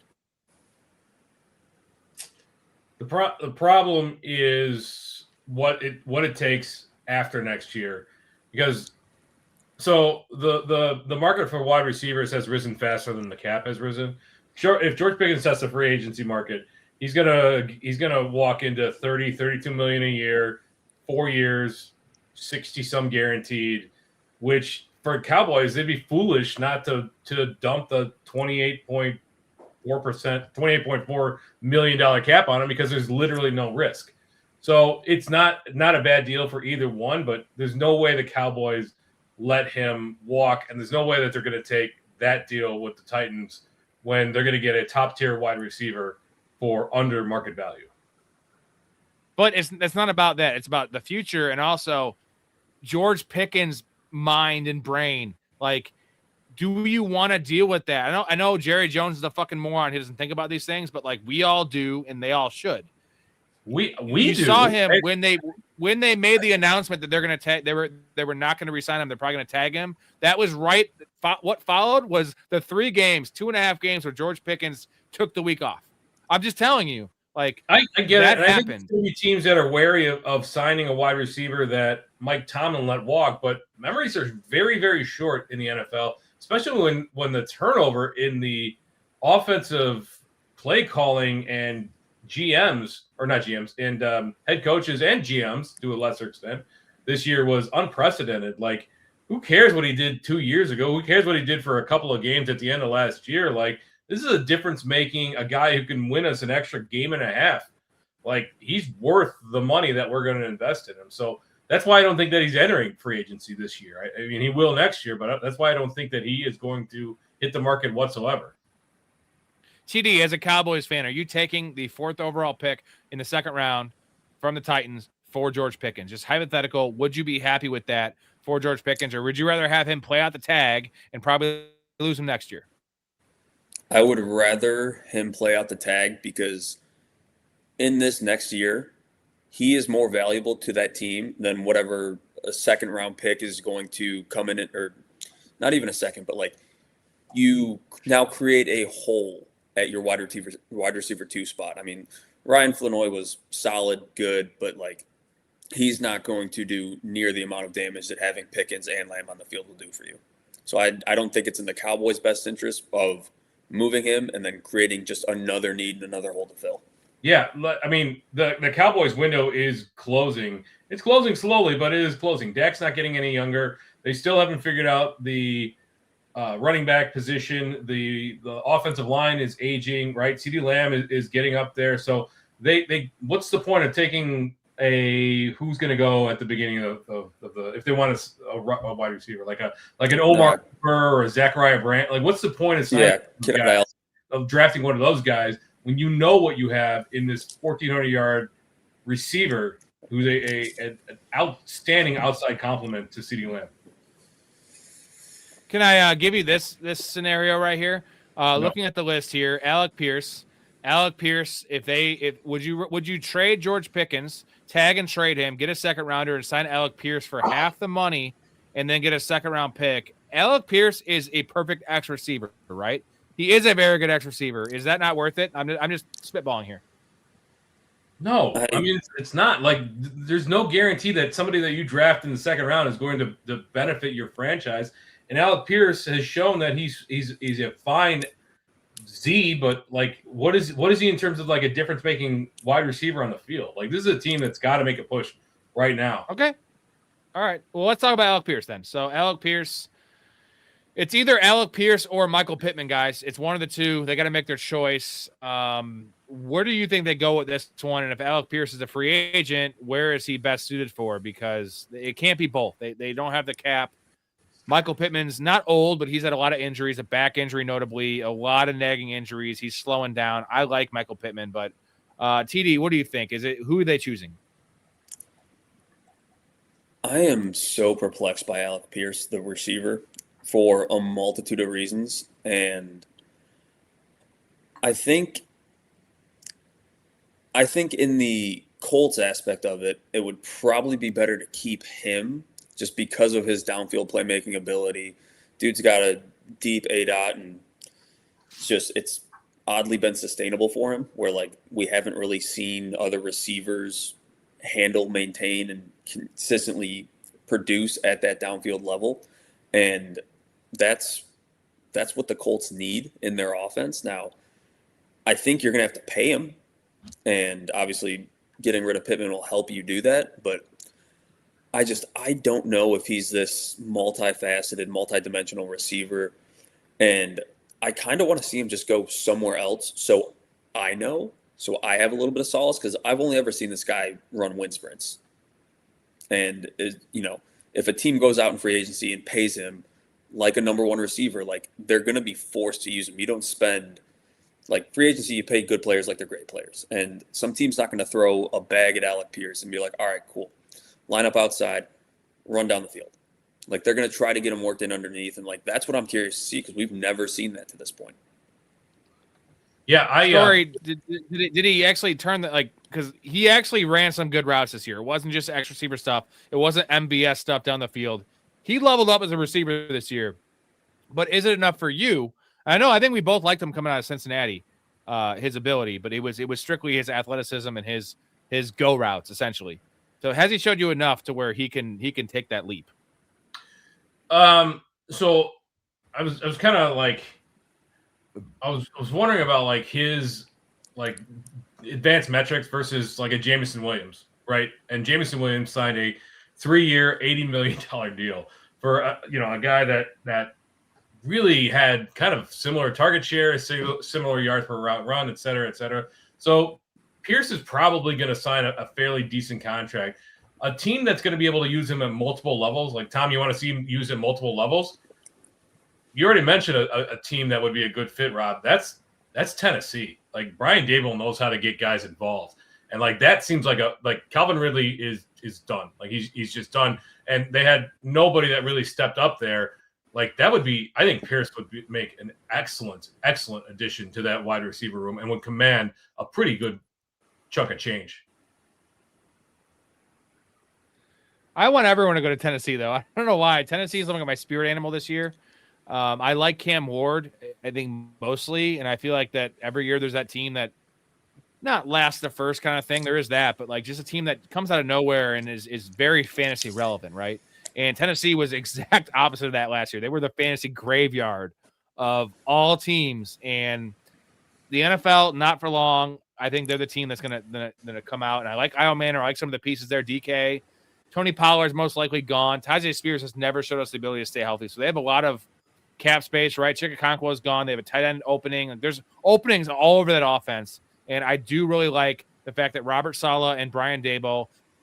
Now, neither of them are good head coaches in their own right, but together with Saleh as a head coach and the defensive coordinator and Brian Daboll as the offensive coordinator, they both have a lot of experience. They can combine this thing, right? Like two averages or two bads make it good. Is that right? Like as a head coach, is that possible? We're going to see if it was Saleh or if it was the Jets and the Jets organization. It was the Jets. It was the Jets. That's always the answer. This is a chance. Like as much as I like Cam Ward and as much as I think that Brian Daboll's a fairly halfway decent coordinator, this is a tough situation. Like Cam Ward might be just an okay guy. He might not be a difference maker, and they don't really have any playmakers right now. So it's going to be a tough situation. We're gonna find out within a year how good Robert Saleh actually is at being a head coach. Tom, let me give you a comparison. Let me know if you agree with this. So Storey asked, is it the Jets or was it Robert Saleh? This is like a marriage, right? Like, let's say two people that got married. The guy is Robert Saleh and the girl is the Jets. The girl is on her 8th marriage and they get divorced. And it was the guy's first marriage. So maybe the guy's abusive. Maybe he's a drunk. Maybe he's a shitbag. I'm going to, on the outside, just say it was probably the girl's fault who was on her 8th marriage.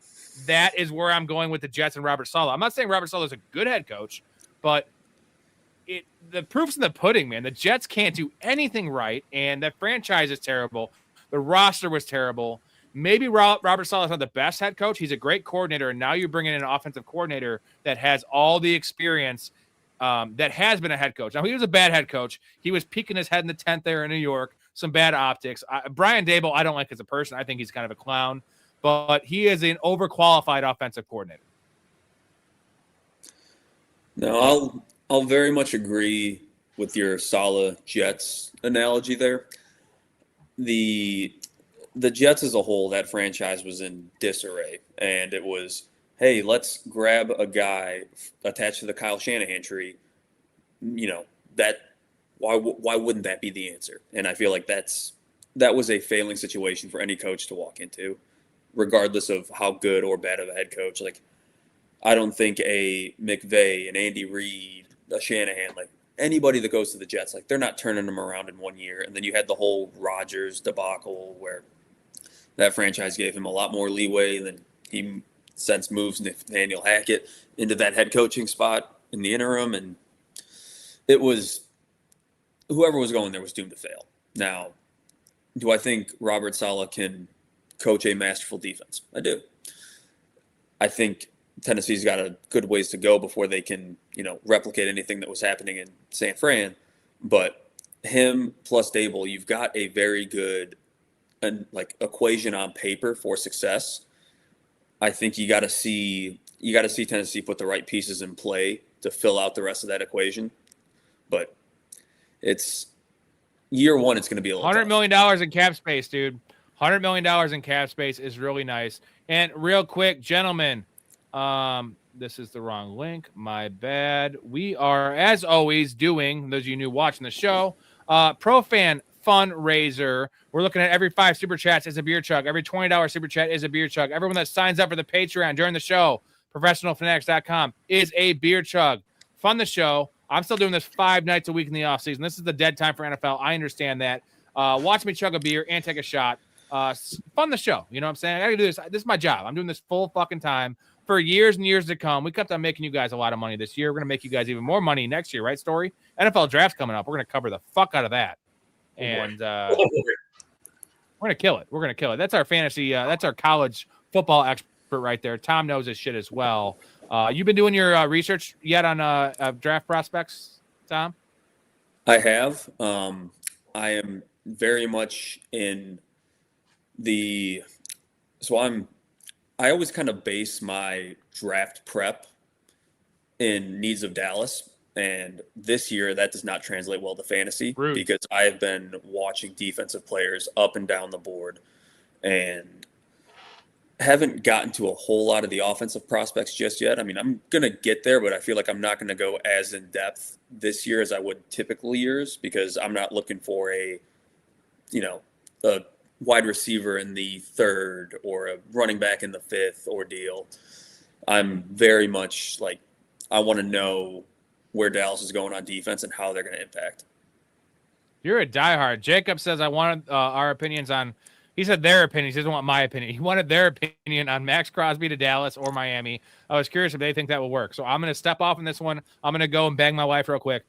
Max Crosby to Dallas or Miami. Can I throw in the Bears in that one or no? Just because the Bears are also a likely destination. Give me your thoughts on Max Crosby, the cap, the capital, and the fit.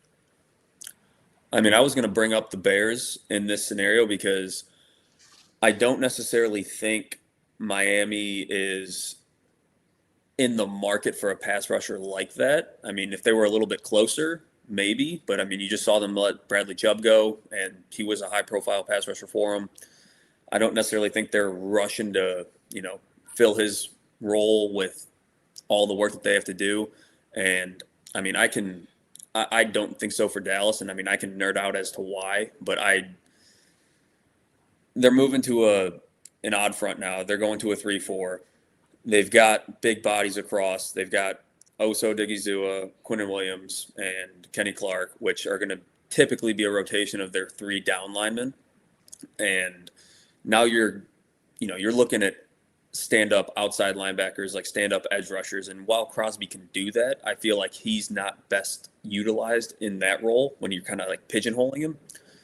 So the Capital, I would like him in Dallas, but I feel like that's a luxury that they cannot afford for his price. So I would agree, Tom, that I don't think Miami's in the market right now, but I think that the Bears are the most likely landing spot, but that's only probably like 60%. Like I would put a good chunk on Dallas, to be honest. Like I understand that you're saying it's a luxury pick or luxury trade that they can't really afford, but they've got 2 first-round picks. Don't forget, and they, that's a nice carrot that they can dangle out there to Las Vegas.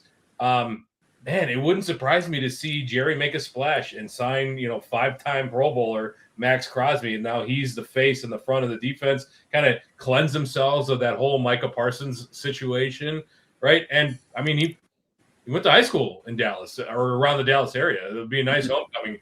Like, they do like that hometown kind of thing as well. So, yeah, like I think the Bears are probably the Indiana Bears, the Gary Bears, wherever they're going, are the most likely scenario. Like, I think it's only like 55%, man. I think Dallas is probably right up there, or he stays in Las Vegas. Yeah, I have a lot of thoughts, but I'm not allowed to comment on this one. So, I'm not willing to pay the 2 first-round pick premium, and I don't know if this was an official report or whatnot, but I heard during last year that Seattle made a 2 first-round pick offer to the Raiders for Crosby, and they turned him down. So whether that's because they didn't like where their picks were going to land, so on and so forth, like at this point, I don't want to give up my 2 first-round picks because there's a lot that needs to be addressed, and that could be, you could be looking at a edge rusher and a secondary player in picks 12 and 20 for Dallas. And I think that goes further than just addressing one edge spot. And then it's like, now you got to, again, you'll have the freedom to move Crosby up and down that line, but like where we would need him most is standing up on the outside, rushing the edge. And again, there's so much more that you can do with that guy. Yeah, that's true. I mean, as you were saying that, I was thinking, like, where he would be a monster? It would be opposite Aiden Hutchinson in Detroit. Like if Brad Holmes went out and wanted to make a real splash. Yeah.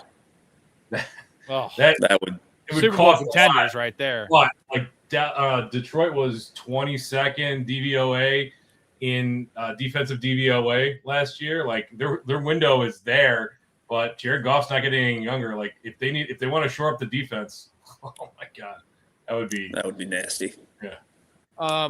Real quick, I want to give the people a little something extra before we get to the rest of the wide receivers. Carnell Tate story. I got to get your opinion. Give me 20 seconds on Carnell Tate. Do you like him? Is he elite? Is he top 3? What do you think? He's my number 1. He's my number 1 overall wide receiver in this class. Don't do it. No. Storey. I love the teammate score, like playing opposite Jeremiah Smith, and who's going to be a top 5 pick next year, and he's still as productive as he was on this Ohio State team. Dude, I'm all in. Like, you can keep none of these guys are bad, but you can keep Jordan Tyson and his injury concerns. You can keep Kai Lemon. Like, give me Carnell Tate. He's moved up. Carnell Tate's terrible. He's bad. That's the worst take I've ever heard in my entire life. You also said the same thing when I said Quentin Johnson was bad. Remember that? You also said that The Empire Strikes Back is the 5th best Star Wars movie. It's a good Star Wars movie. I just like the other 4 better. But all I got to say to you, Storey, is that Quentin Johnson was everyone's one coming out, right? Your one, Storey's one, every analyst is 1 or 2. I had him at 8. It was valid a shit point. draft. It was a shit draft class, first and foremost. I had Michael Wilson I had Michael Wilson at 5, and I'm saying everyone had Michael Wilson 12. Regardless, I have Carnell Tate at 7 because Carnell Tate is not a fucking hands catcher, bro. So many times the ball's getting to his body. He's slow. He's gonna run a 4.6, dude. Slow guys that aren't hand catchers don't work in the NFL. I know he's Ohio State receiver, which always works out. Right? I'm sorry, Marvin Harrison didn't work out. Marvin Harrison's such a better prospect than Carnell Tate. Carnell Tate's not great. He's not great. I would draft Carnell Tate in the 3rd round. I'm just telling you now. Maybe I'm going to be wrong, and I'm allowed to be wrong because I had the big Quentin Johnson hit, so I'm allowed to go 1 for 2 when I go really, really, first takey on you. Big swing. I hate the film, man. I will tell you this. The Notre Dame receiver, Fields, I like much better. I like Malachi Fields much. They're the same player, I guess is what I'm saying. And Malachi Fields is going to be going so much later than Carnell Tate. Dude, Malachi Fields is a fucking beast. He's a dog, bro. Lemon and Tyson are both going to get drafted ahead of Tate. Tate's going to drop. He's going to go to 14. He's going to go to Baltimore, and he's going to absolutely dominate there. Mark my words. He's terrible. He's so bad. He is so bad. And I'm not just saying this to be an ass. I don't like it at all. All I see him is running down the field wide open because it's Ohio State and then catching the ball against his body. That doesn't work in the NFL, my dude. Doesn't work. Story, I was with you until you said he's going to Baltimore, because if he goes to Baltimore, that's just the kiss of death. That guarantees he's a bad receiver. Except for the year Rashad Bateman had 9 touchdowns, but I can't wait to talk draft with Story. That's just a little preview of what we got with me and Story. He's the best route runner in this class by far. Like there's no arguing that. Who? Carnell Tate. Yeah. I didn't see him run a single route on film, so no, he's not. He runs downfield. He's an incredible route runner. Like nobody gets out of the breaks like him in this class. Like it's just ridiculous. Like Quentin Johnson was that good. Everyone said the same thing about Quentin Johnson. That's all I gotta say. So that was a shit draft class. It doesn't affect the guy's route running, dude. No, it wasn't like a score grading on a curve. Like, no, dude, he's the same player. He's actually slower than Quentin Johnson. You've seen that Curb Your Enthusiasm where Larry goes to pick up the Chinese food. He's like, the bad bow. It was a shit bow, and you're not getting out of this. He's trying to change the subject because we'll see. I can't wait. I can't wait. Again, Story, your college football knowledge is next to none, way better than mine. I'm going into this with a very blank slate, and all I see with Carnell Tate is an average receiver that can't separate. That's all I'm saying. Catch it with his fucking body. I don't like those things at all. Catch the ball with your hands like a real man. That's what translates to the NFL. Tom, do you agree? Hands catching? Big? Hey, I was subject to Terrence Williams for years. So anybody that will catch with their hands, I'm a fan of. That's my comp. That's my comp for Carnell Tate. Although I'll say my comp for Carnell Tate is Alshon Jeffrey mixed with George Pickens. That's a pretty good comp, but he's worse than both those guys. Mike Evans, number 3. Devontae Adams? No, Devontae Smith. Oh, Jesus. All right, I can't wait to just dive into this with you, Story. I love you. Mike Evans, number 3, best fit Bills. You guys think, Tom, do you think he's going back to the Bucks? I think the Bucks makes the most sense. I mean, I would like to see him in Buffalo. Hell, I wouldn't hate to see him in Baltimore. Just, let the next aging out receiver go to Baltimore. Nice big target catch radius for Lamar Jackson. I mean, getting Josh Allen a big X receiver would be nice as well. I think it makes too much sense for him to end out his career with the Bucks, and he's got that rapport with the rest of the team. That's it's not going to put too much emphasis on either Godwin or Ibuka stepping up, and I think they need that outside presence. I don't really think they have that in Ibuka or Godwin right now, so I feel like it makes sense on all parties for him to go back. It's gonna be tough though. Like they gave Godwin a ton of money, ton guaranteed there. They got to re-sign what's his name? Jamel Dean. They're probably going to re-sign Hassan Reddick. They're probably going to re-sign Kate Otten. Like, it's going to be tough. They drafted Emeka Egbuka, right? Like, it would be difficult. I do think it's probably the most likely that he goes back there. But like you, Tom, I would love to see him in Baltimore. Man, that would be like something that like a Hall of Famer is something that Josh Allen has never had in his career, right? That would be an amazing. Like, obviously he's on the tail end of his career, but they seem to like bringing in guys that are kind of under the radar. And I don't want to call Evans under the radar, but nobody's clamoring for Evans despite his however many seasons in a row of 1,000 yards. Jay says, Rob, I've come to the conclusion that you hate all OSU players. It's mostly because my Travion Henderson hate. Just so you know, especially in college, I don't have a team, especially even in the NFL. I have no biases. This is why I think I'm a good host, because I don't give a fuck about teams or allegiances or anything like that.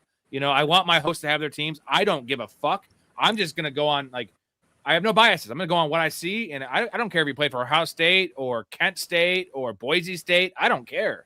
I just don't think he's a very good player, and I think he's just way overvalued. So, you know what? This one might come back to bite me.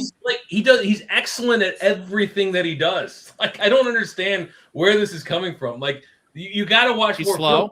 Like, forget about the stuff like his freshman year, because he improved vastly during his time. He's not even that slow. He's not going to run a 4.6. Don't be ridiculous. First of all, he's not going to run a 4.6. Didn't DeAndre Hopkins run a 4.6? That's also 4.6. Also, Hopkins ran a 4.57. No, I don't care about 40 time. I'm just telling you, he's not a burner. He's not that aggressive at going after the ball. I don't like his route running. I'm just telling you, I don't. He's aggressive. His body control is second to none. Like, you gotta watch more. Tate, this is insane. This is a implicit, dude. No, it's not. Story. We had the same argument about our boy on the Chargers. Do we not have the same argument about Quentin Johnston? And you said I was crazy. I had Quentin Johnson at 8. I had Quentin Johnson at 8 that year. No one had him after 5. Everyone said I'm insane.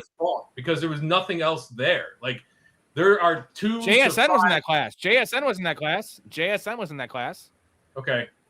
And fair. Okay, that's fair. But JSN was not thought of this like otherworldly wide receiver until this year. Also, a 33% target share is going to do a lot for your numbers. Dude, you can say what you want to say, and I can say what I want to say. The future will reveal itself. It will. I'm not saying this to get like, as you know, there's 8 people in here right now, and I'm not saying this to get like subscribers or hits or likes. That's not what this show is. I'm telling you, I personally have him at 7, and maybe he moves up a little bit. I have Malachi Fields higher than him. They're the same player in my mind. And I think Malachi Fields is a much more competitive, more beastly player. Same player, same comp, same speed. Okay. Same player. No, Malachi Fields, look at the strength of schedule for Malachi Fields and the competition, the cornerbacks that he was playing against versus Carnell Tate also. And he caught a touchdown against Indiana. He also had a trick quarterback himself, though. Who? Malachi Fields. That guy was bad. Yeah. What's his name? Carr? Yeah, there you go. Bad quarterback. Carr, yes. That took me a second. Hey, you know what? I love your story. I love the show. That's the thing. We're going to argue about this. And, we had the same argument about Quentin Johnson. You said the same things about me. So I just want to put that out there. I know it's one big hit, but it was a major hit. I was on my own island. Dude, there was nobody else in that draft class that was worth their salt. And again, I get it, JSN, but it took him 3 years. It took him 3 years to come on. Nobody thought that he was going to be a MVP candidate. I can't wait for Carnell Tate to crash and fucking burn. I could jizz all over the screen. You guys can watch it. Romeo Doubs, number 4, best fit Raiders. You think he's gone, right? He's not going to be on the Packers because they have other needs, and I think they like Dontavian Wicks. I think they've invested in Matthew Golden, which was a major mistake. A guy I hated. Story, I think you hated him. You actually hated him more than I did. He's a bum. So yeah. No, like zero college production, and just way. We agreed on something. Look at that, and it hit. Tom, is Romeo Doubs good? I guess is the question I'm going to ask you. Ask me an easier question. Well, that's an easy question because I don't think he's very good. He has bad hands. I definitely don't think he's great. I think he's a serviceable like number 2, and I think if a team is asking him to be a number 1, you're asking for trouble. I personally like Raiders are not the landing spot that I think of when I think Romeo Doubs, and how much can he elevate? Is he going to be a friendly option for a rookie quarterback? Like he operates well in the intermediate area of the field, and he's got decent enough hands to the point where like he's not going to be somebody that holds you back, but he's not going to be somebody that like elevates and helps an offense to its entirety if you're putting it all on him. Like send him to the Steelers. Let him be opposite DK. I'd hate to see him go to the Eagles, but like, I mean, I don't think he can put it all on Dobbs. No, I'm not sure that teams see him as a number 1. He feels like there might be a team out there that sees him with untapped potential. Maybe the Raiders, maybe the Giants. Actually, like Wan'Dale's gone, so maybe he kind of fits in there. He's not coming back to the Packers. I don't see any way that happens. I don't want to say the Raiders because I don't like anything about that organization, but it kind of feels like that's a destination where, because he's not going to command more than, what do you think, Tom? 15, 16 million a year? Yeah, I mean, high end 18, but like I don't see him commanding a big bag, and like that's an option for the Raiders. It's like, we can go out, we've got all this money to spend. We get Dobbs and Wan'Dale, Dobbs and Debo. They're going to throw pieces at it. It just feels like the Raiders are the type of organization with the cap money that they have. You're right. Let's just throw money at these receivers and see what sticks. See if we can solve the problem that way. Yeah, like Romeo Doubs is really going to help the Raiders. Like, you know what I'm saying? Like, what's the point of all this? I'm not agreeing. Same situation. Like, what's the point?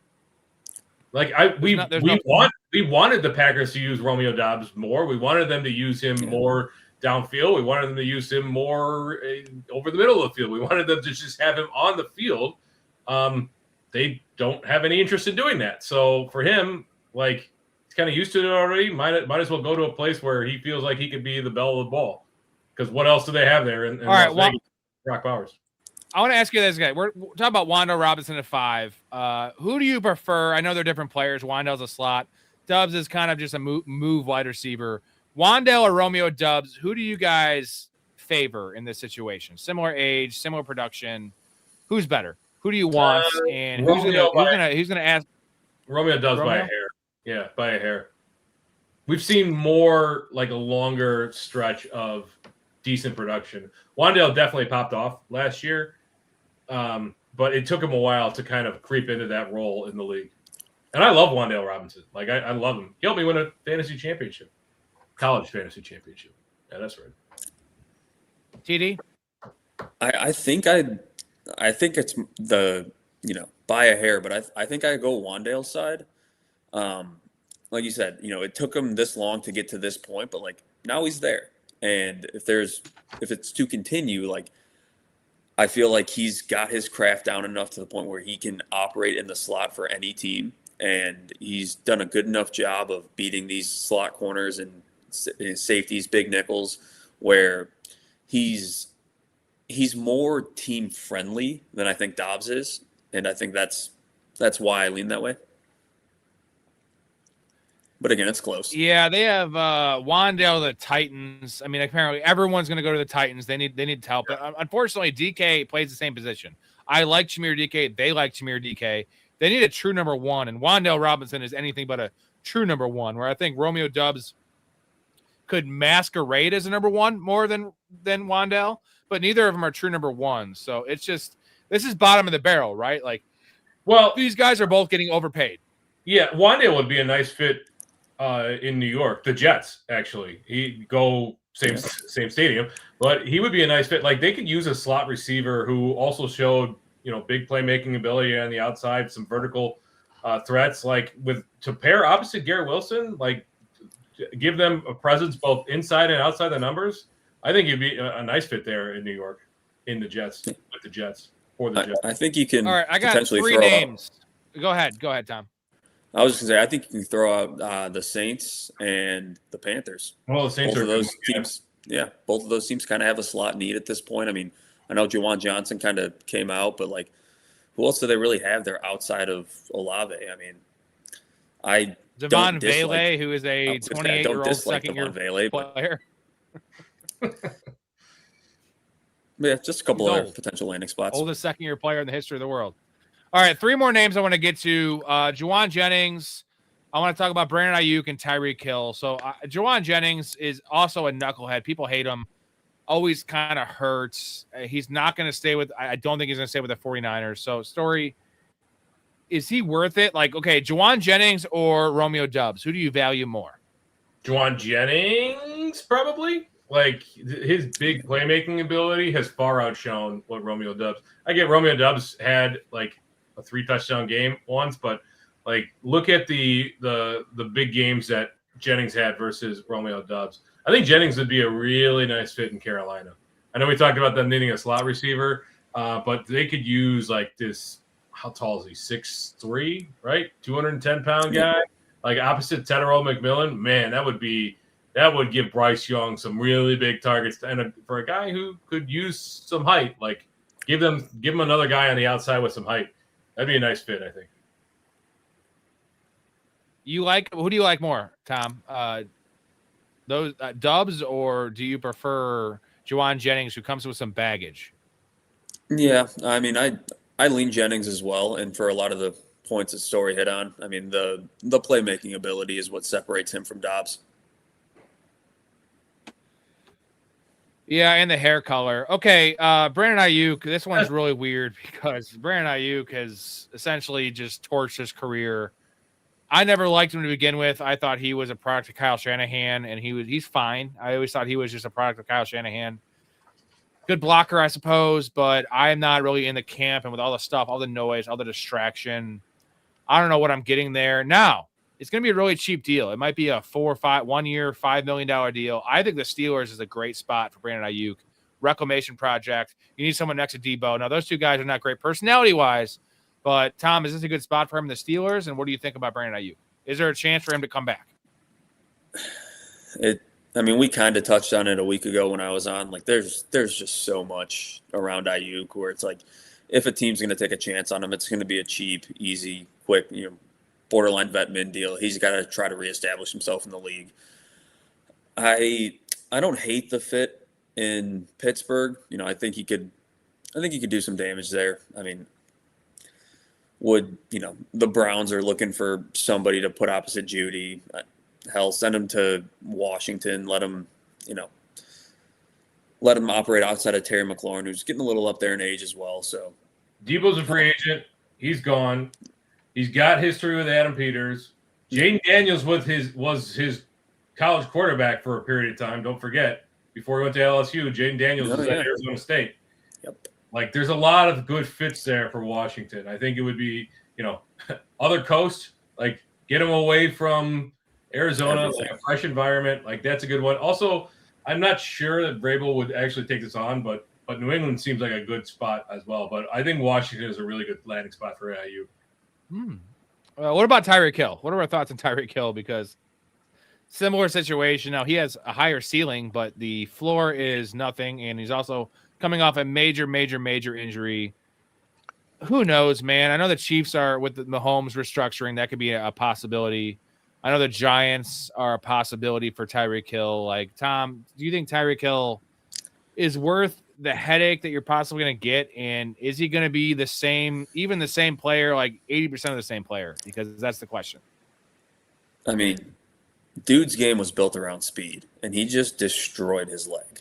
So first and foremost, we got to see if the question is going to be answered, if he's still got that second gear and he's got that explosiveness that makes him valuable. I can understand the whole logic of sending him back to the Chiefs. He was, the least bit of a headache there. If he's still got the speed, like, he's going to be a deep threat. Like, again, what Storey said, like, I don't necessarily know if Vrabel's going to take it on, but, like, May was one of the best deep ball throwers last year.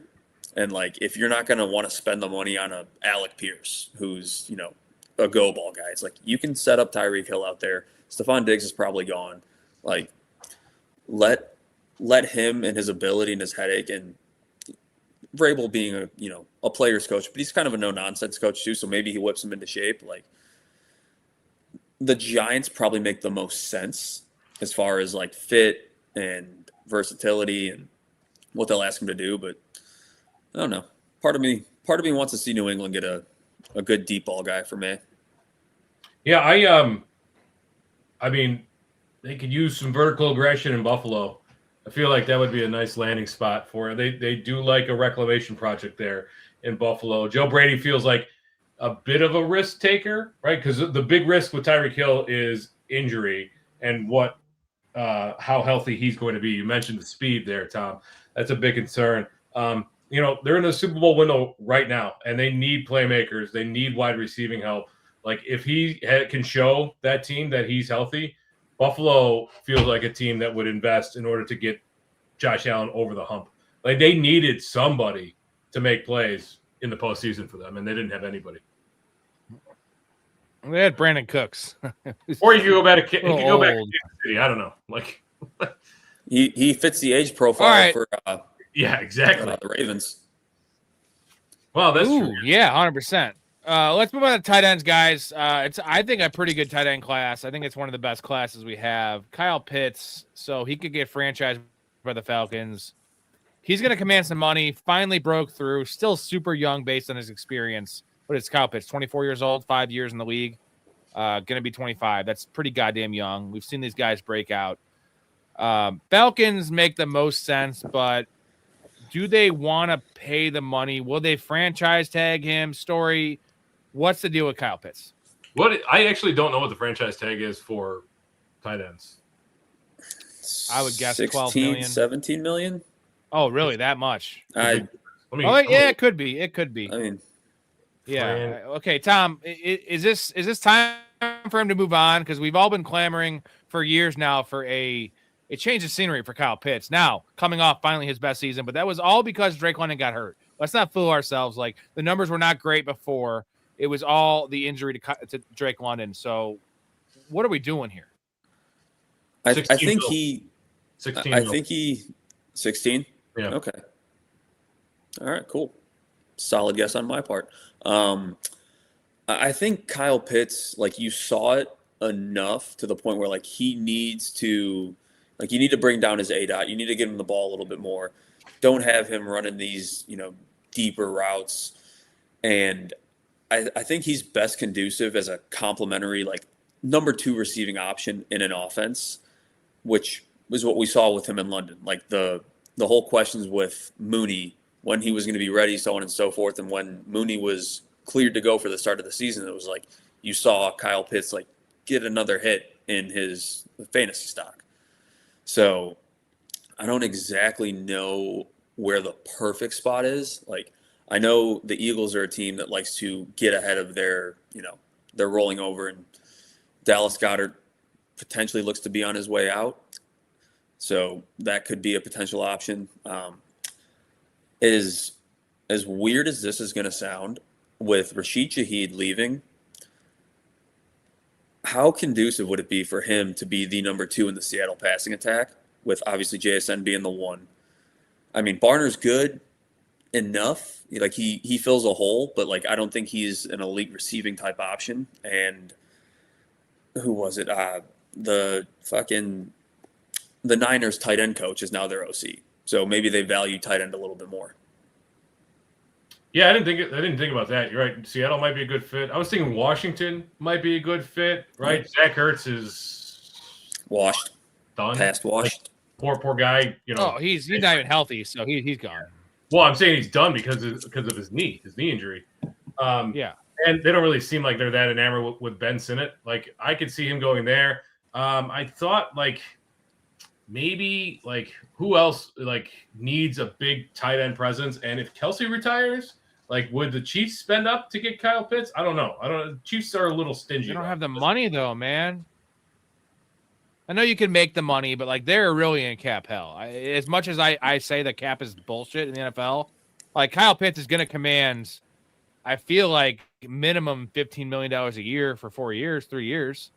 So like, do they want to? Would they rather have a running back there? I don't know. And it's weird because if you notice what happened with the Rams, right, and what Sean McVay did, and Sean McVay historically has not been a tight end guy. He's not been a 12 personnel guy. He was playing 13 personnel this year, and he took the league by storm with Davis Allen and Ferguson and Tyler Higbee and just guys that aren't very good. I feel like the NFL is a copycat league. So I said this for the draft coming up this year. I feel like tight ends are going to go higher than they should because a lot of teams are going to try to run at least dual tight end sets, right? And Kyle Pitts is that perfect example of, like you mentioned, Tom, with AJ Barner. Like, okay, he's your inline tight end. He's actually playing real tight end. The other guy is just on the field as a tight end, but he is running routes every time. That's Kyle Pitts' MO, and that would be golden for him. And I could see a team like the Niners, man. I know they love Jake Tunges, but George Kittle is not going to be ready anytime soon. And why not go all in, bring in Kyle Pitts? And they're going to lose Jennings, right? Pearsall is a question mark. Like, they don't have any receivers. Like, Kyle Pitts is a good spot there as well. Is that wild for me to say? I don't think it's wild. I don't necessarily see the Niners going that way, but I did kind of remember one of the spots that I thought Kyle Pitts would be a good fit, and you kind of remind me about it when you were talking about head coach named Sean, doesn't like the tight end, yada, yada, yada. There is a tight end-friendly offense ran by a coach named Sean, and that's the Broncos, who are probably going to need a tight end because I don't think Evan Ingram was the player that they wanted him to be as that, like, move, Joker, robber type. And I think he would be a great fit in Denver. Interesting. Just wait till he signs there, and then come August, we start hearing about how Kyle Pitts is going to be in their Joker role. Right? Yep. Like, we're going to hear it. Those of you that don't know, Storey fucking hates Sean Payton with a passion. I do hate Sean. He hates a lot of coaches, but Sean Payton's top of your list, right? Top of your list? He is. He's really up there. So to go back to San Francisco for a second, though, like they've got some money. They're probably middle of the pack. They're definitely below the cap. But my question is John Lynch going to want to spend big, because you're not going to sign him for a 1-year deal. So you're going to have to sign Pitts for $18 million a year for 4 years at least. Are you going to want to commit to that when you're committed to George Kittle through 2029? Like, I'm not sure that they're going to want to spend the money to have two, like, stud tight ends. I don't know. I don't think you're going to pony up. No, I get what you're saying, but like, I think there's this big question marks for George Kittle going forward. And let's move on to number 2, David Njoku. I think he's still got some tread in the tires. Now he's a little bit older, not so much age, but let's not forget David Njoku was a 20-year-old rookie. So I believe he's 29. I want to say he's played 8 years in the NFL. This is best fit Broncos. I don't know if I agree with that, but David Njoku is that example of a dual threat tight end, right? He's not just great in the pass game. He's not a great blocker, but he is much better than Kyle Pitts in the blocking game, in the, like, pass protecting game. So do you guys still have hope for David Njoku? Because the last 2 years were pretty elite by David Njoku. Tom, what do you think about Njoku? And he's not going to be with the Browns? They've already made that clear. This is Harold Fantasy season, baby.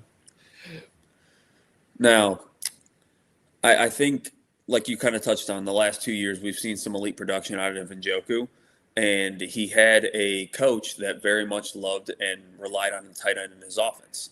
Now, if Pitts leaves, why not reunite him with Kevin Stefanski in Atlanta? Not bad. I like that. Not bad. I got. It's a good option. Like they need, like, what do they got besides our boy there? Now I'm drawing a blank. What the hell's his name? The wide receiver. Oh my Drake God. London. Drake London, yeah. Who's essentially a big tight end.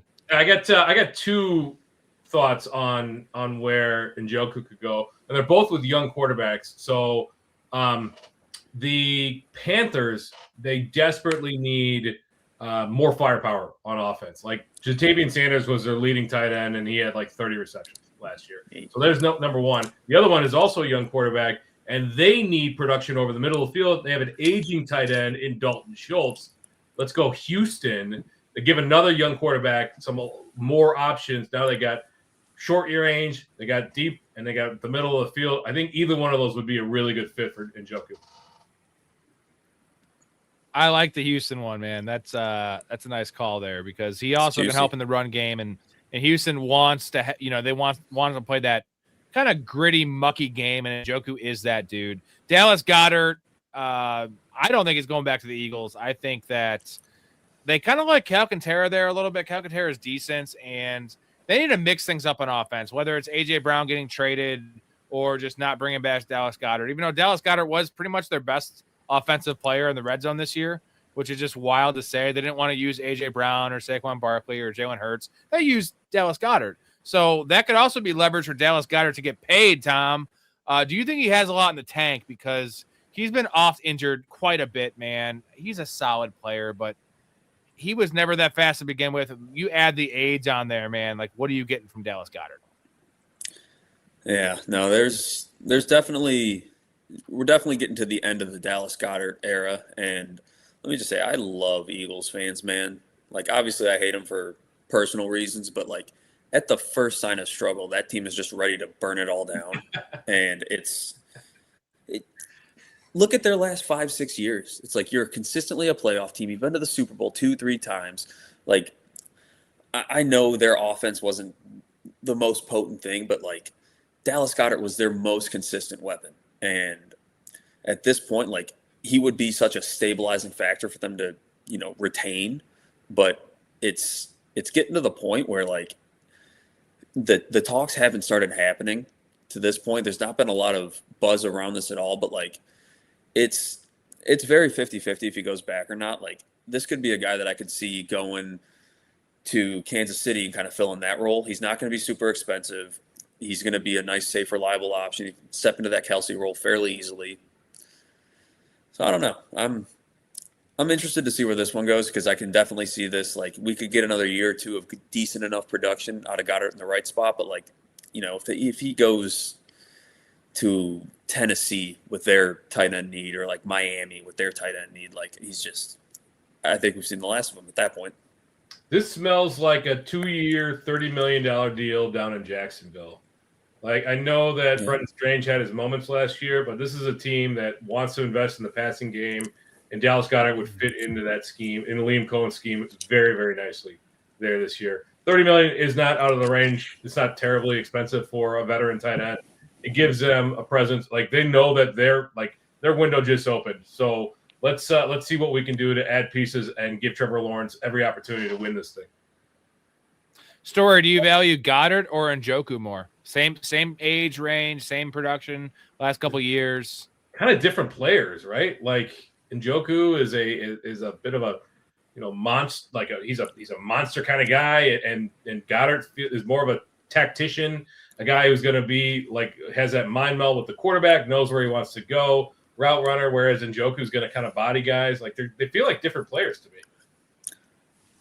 I think kind of going back to what you said earlier about putting Njoku in the Panthers, just a little like mind exercise for myself that I just ran through was like, if I put Njoku in the Panthers, like, he helps Bryce Young so much more. His catch radius, everything like that. If you put Goddard in that situation, I don't think you have nearly the same amount of production as you would with Njoku. Yeah, that's a good point. That's why I think Jacksonville is a really good option for him. I could definitely see him landing there. Yeah. Also, the potential Otten reunion with Liam Cohen. Yep.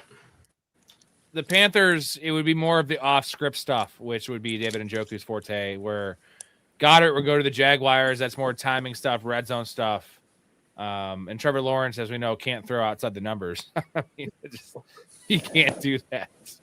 All right, a couple more names here, boys. Travis Kelce, I guess, simply put, is the dude retiring. He's not going anywhere else. It's Chiefs or bust. So it really comes down to, Tom, is he going to retire or is he going to stay? I think he's ready to hang it up. He's been flirting with retirement the last couple of years, and with the step back we've seen in the Chiefs offense these last 2-3 years, like, they haven't been that elite, high profile, firepower full of offense. They've been trying to be a run first and defense team. It kind of looks like here recently. I think he's got other things on his mind, his podcast, his soon-to-be wife, all that fun stuff. Let him go be a family man. Let him talk football. I think he's got one more. I think it's ride or die. Another ride in Kansas City. One more year. Be that veteran safety blanket for Patrick Mahomes. You're absolutely right, Tom. This is a team that probably adapts more so than any other team. Like Andy Reid knows what he's doing. This is a team that has adapted to the modern NFL. They need other pass catchers to step up. They need Rashee Rice to be that consistent producer, right? They need get suspended. Yeah, right. Well, yeah, that's right. He's going to get suspended, right? Like it's coming, right? I guess there was the whole domestic violence thing. Whoever his accuser was filing a court lawsuit. It was his baby mama, and he assaulted her a fuckload of times when she was pregnant, apparently. And I think there's pictures. If there's pictures, I don't think the Chiefs can even help him, right? Being a member of the Chiefs can even help him because this is 2 strikes. I don't know, man. Kareem Hunt kicked a woman on video, and he's got signed by the Chiefs. Yeah, I'm talking about the suspension, right? Like he already was just suspended. Now you have a domestic. You know what? One thing the NFL doesn't do, I don't think the NFL actually cares about they don't care about anything. They definitely don't care about women, but they want to have the perceived notion that they care about women. That's one of their things, right? That they really want to have because they want to, growing the brand is important and women are part of the brand. And that was the whole thing a couple years ago when Ray Rice didn't get suspended, and then the video came out, even though Roger Goodell clearly viewed that video. He's like, oh, my God, it looks worse.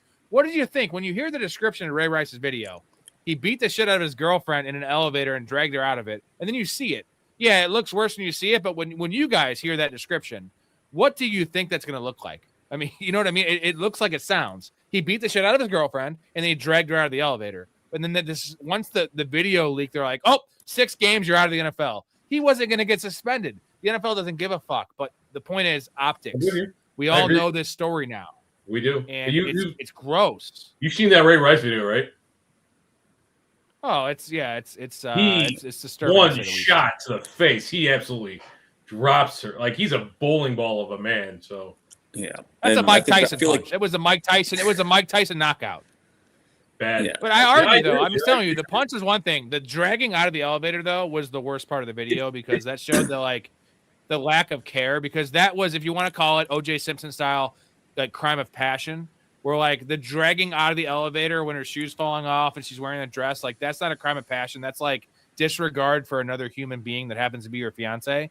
That's where it got darker for me. And I think that's for the perception of most people in the NFL. They're like, oh my God, he dragged her out. It's like, we knew what this video was. Like, why do you need to have the video to be like Ray Rice is a bad guy? Like, I'm sorry. If I hear of any of you guys and the story is that you punched your wife, knocked her out, and then dragged her out of the elevator, I don't need to see the video to be like, you're probably off my pod. I don't want to associate with someone like that. But the NFL likes to cover their bases. They're like, well, all the facts aren't in you. Yeah. It's not funny, but it is funny to me. Well, you're right. It's all about the optics. Like, frankly, they don't care about human life. Like, it's a multi-billion-dollar corporation whose entire design is to grow the brand and make more money for the shareholders.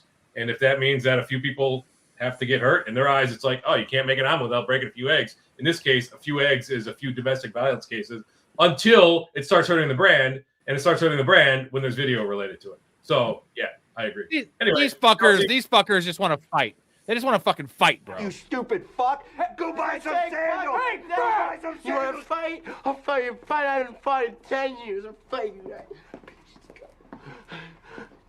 What you got? Let's see. Throw down, bitch. Throw down, bitch.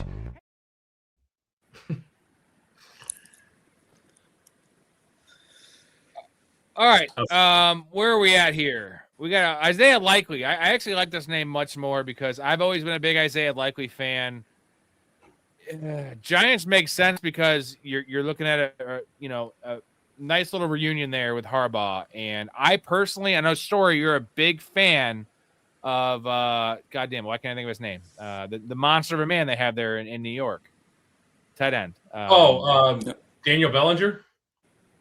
No. Theo Johnson. Theo Johnson, thank you. Theo Johnson. You love Theo Johnson. I love Theo Johnson, but I feel like he's not the play. Isaiah Likely is definitely more of a receiving threat. We saw a lot of drops from Theo Johnson this year, and with the way the NFL is going, like I mentioned, is this a spot for Isaiah Likely? And I actually like the Commanders. I think Commanders would be the obvious spot. But what do you guys think about Isaiah Likely? Because it's been rough, right? He's been sold to us. He's had these performances with injuries where he's been thrust into a role. He's done well with Lamar Jackson, but it hasn't been all roses with Isaiah Likely. Well, and he was probably poised to take over that role in Baltimore, except Baltimore signed Andrews to a 3-year extension. Weird extension. I would think though he's like a 4/5 like kind of version of Kyle Pitts in terms of what I think he can be. And I think Atlanta, if they don't re-sign or franchise tag Kyle Pitts, I think Atlanta would be an outstanding fit for Isaiah Likely. Ooh. You like that, Tom? I do. And, kind of going back to the whoever else I wanted to Njoku reconnect with Stefanski. Same type of mold, gives you the pass catching receiving option. They know how to use a tight end in that role. They've kind of figured it out with Pitts. So I definitely don't hate that. I see the Giants and why that reunion makes sense. If Mike Evans leaves, no Cade Otton, why not the Bucs? I mean, that's a nice receiving option over the middle that Baker likes to lean on. Worst case scenario, if you don't have that big outside presence, flex Likely out, let him be that big guy, let Godwin kick back into the slot, put a book on the other side, and go to work. Storey hates Cade Otton. He thinks he's the worst player in the history of the world. I think he's worthless. The guy doesn't do anything. Poor man, Aldi brand Dalton Schultz. Yeah, he's worse than Aldi brand. He's Select Savers or whatever the Walmart brand is. Hey, I go to Aldi all the time because I'm poor. I love Aldi. Don't get me wrong. I love Aldi. I'll tell you why I love Aldi. Or besmirch fucking Cade Otton. And there's like 10 different kinds of like spicy mustard and like 50 different kinds of mustard. I don't need that. There's too many mustards. There's too many choices to make. I go to Aldi. Here's a few choices. You got a couple of mustards. You make your choice. You move on. Aldi's great. Oh, I love Aldi. You can't get everything you need at Aldi, but you can get enough, and their prices are outstanding. And you get your quarterback. Damn straight. The rest of the names are pretty piss poor on here. You have Otton, who you hate, Bellinger, Waller, Hawkinson, Kmet, Jonnu Smith. It's bad. We're not going to talk about any of these guys. This is the end of the show, but I do want to just one more time just tell Storey how your boy Carnell Tate's bad. And I want an exercise for you guys in the chat here, in the community, and also for you, Tom, especially you, Tom. Go watch yourself some Carnell Tate tape. I have only watched the last 2 years of his tape, specifically 2025, and I was not impressed at all. I don't know how he's talked about with Lemon and specifically Tyson, who I absolutely love. Jordan Tyson is Justin Jefferson traits all over the goddamn field, besides the injury concerns. That guy's a god. So, Tom, I want you to go watch Carnell Tate's tape. If you want to do it after the show, do it. It's 5 minutes. Do it after the show and tell me what you think. And just have Quentin He's Johnson currently my back number in 2 mind. receiver. Ew, Tom, that's what I'm talking about. Tom says he's I've got Tyson in 1, Tate at 2, Lemon at 3, and then the kid out of Alabama whose name is escaping me right now. I love his film. Yeah. Ooh, no. Oh. You like him, Storey? I do like Jeremy Bernard. I don't think he's a day one pick, but I do like Jeremy Bernard. No. Mid 2. I think he'll add good value. He's had a lot of whisperings of some really knucklehead stuff. That's all I gotta say. And yeah, that's not why I don't like him. I don't think he. I just don't like him. The Bengals small. draft him. That's nice. Or the Browns. I told you my number 4. Denzel Boston. Your number 4? Denzel Boston. Yeah, everyone loves Denzel Boston. I think he's a pretty safe player. Did I tell you my number 5? Because of the Senior Bowl? Casey Concepcion from Texas A&M. So one of the draft podcasts I listened to, they've brought Concepcion a lot. Yeah, he had an outstanding Senior Bowl. So a lot of it's going to come down to draft capital and the combine. I don't put a whole ton of stock into individual combine metrics, but combine informs draft capital. Draft capital catches a bunch of combine. It's like 6 of one, half of the other. So we'll see how things pan out. Damn straight. The rest of the names are pretty piss poor on here. You have Otton, who you hate, Bellinger, Waller, Hawkinson, Kmet, Jonnu Smith. It's bad. We're not going to talk about any of these guys. Concepcion's going to go really high in the draft, though, because how elite he is as a returner, and that the NFL now is really valuing those with the kickoff rules. 16 drops, though, in 3 years is rough. What do you guys think about Bell out of Louisville? That dude's 6'2", 225. Again, this is all skeptic. We don't know officially he's that big, but I love him. And another guy I just want to shout out is Branch from Georgia. Zachariah Branch is fine, but like, there's nothing. You like the guy? What? But you like the guy to Alabama over Branch? I like Jeremy Bernard over Zachariah Branch. I cannot wait for our fucking. I do like Chris Bell. I do like Chris Bell though. He's probably going to run like a 4.45 somewhere in that range. So he profiles as a really nice X receiver. He's got the speed size combination that teams are looking for. It's just about whether his game translates to the next level because of the level of competition he faced at Louisville. Bernard's gross. 11 for me. Maybe that's not that gross, but I feel like he's a 4th round pick in my book. But what do I know? I just who was who was the other guy you were talking about? Branch, dude, at Georgia. Earlier. Who are we talking about? Oh, Malachi Fields. Fields. Malachi Fields, baby. Yeah. Look at this. See this? Wide receiver 3. Wide receiver 3 in the class. Dude, Branch is probably like, I don't know. He's outside the top 10 for sure. He's probably like 15. Like when he runs a 4.32 40. Now again, we saw this with Xavier Worthy go very bad. He's just slot merchant, man. He's like 5'10", 180 or 185 or something like that. Yeah, he's a better version of Tank Dell is what this guy is. No, he's Tank Dell. He's a better version of Tank Dell. He's a better version of Tank Dell. Don't you ever besmirch Tank Dell to me. Do you guys know what Tank Dell ran in the 40, which is going to blow your mind? You know what it is? 4.49.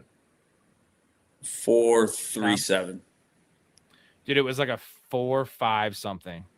Really? With that size, this is how good of a player Tank Dell is because, look it up. With that size, he's like 160 pounds. Oh, because he's 160 pounds, dude. And like he got drafted a little late, but his production was awesome in the NFL. But yeah, look it up. I think it was a 4.55, dude. It was super bad based on his weight in 40 time, like the worst in the history of the NFL, right? It's like you could not get drafted in the NFL at that weight and run a 4.55. You just can't. Running like the 5th percentile. Big on language learning with a Rosetta Stone lifetime membership. What was it? What the hell is that? Get that off here. That's an ad that played on NFL.com. Per NFL.com, you're not going to believe this. It's a 4.49. Okay, you were exactly right. That's still pretty bad based on his size. I swear to God, I didn't look that up. That was a complete guess. No, but isn't that really slow for his size, though? Like 165 pounds? I knew he didn't. It is slow for his size. I knew he didn't run particularly fast, but I fucking love Tank Dell. Language. Family show. Mrs. Simmons is watching. Fuck you. You fucking. She's not watching. You think she's still on here, dude? After I said I came out of her vagina, she tuned out real fast, dude. Probably. Yeah, she's old. I don't know. I like Branch. Do you want another guy that I'm keeping an eye on post Senior Bowl? Yeah. Ted Hurst. Let's go. Mark my words. Ted Hurst. BYU, right? Georgia State. Oh, yeah, it's the black guy. There's a BYU guy that's white. Well, that narrows it down. That narrows it down. Just shot in the dark. Shocker. Very nice performance. Very nice and clean performance. Very, very, very nice. Which one of these talented entertainers, who I am not attracted to at all, will be the winner? All right, Ted Hurst is the dude with like 110 receptions, right? Like that dude's production's unreal. His production's out of control. Now, again, it's Georgia State, so take it with a grain of salt, obviously. Right. But, he also had a really nice showing in the Senior Bowl. I loved the Senior Bowl this year. There was a lot of guys that made some really deep moves. Caden Proctor, man, keep an eye on that guy. I know that game sucked dick though, dude. The weather, the winds. You can't watch the game. You got to watch the practices. Like that's where things actually matter. Right. I was saying the game itself though was fucking dog shit. And by the way, Malachi Fields, best player on the field. You notice that at all or no? I didn't see Carnell Tate out there. He's not a senior. I know. He would not have shown out. Colonel Tate's trash, dude. I Hey, cannot wait to hitch my wagon to this. Where are my notes? I have my wagon hitched on a few things, and it's Travion Henderson's awful, terrible. It's Michael Wilson. I have had this on there for a while as a god. That actually finally panned out and won us a lot of money this year. And it's Quentin Johnson was awful.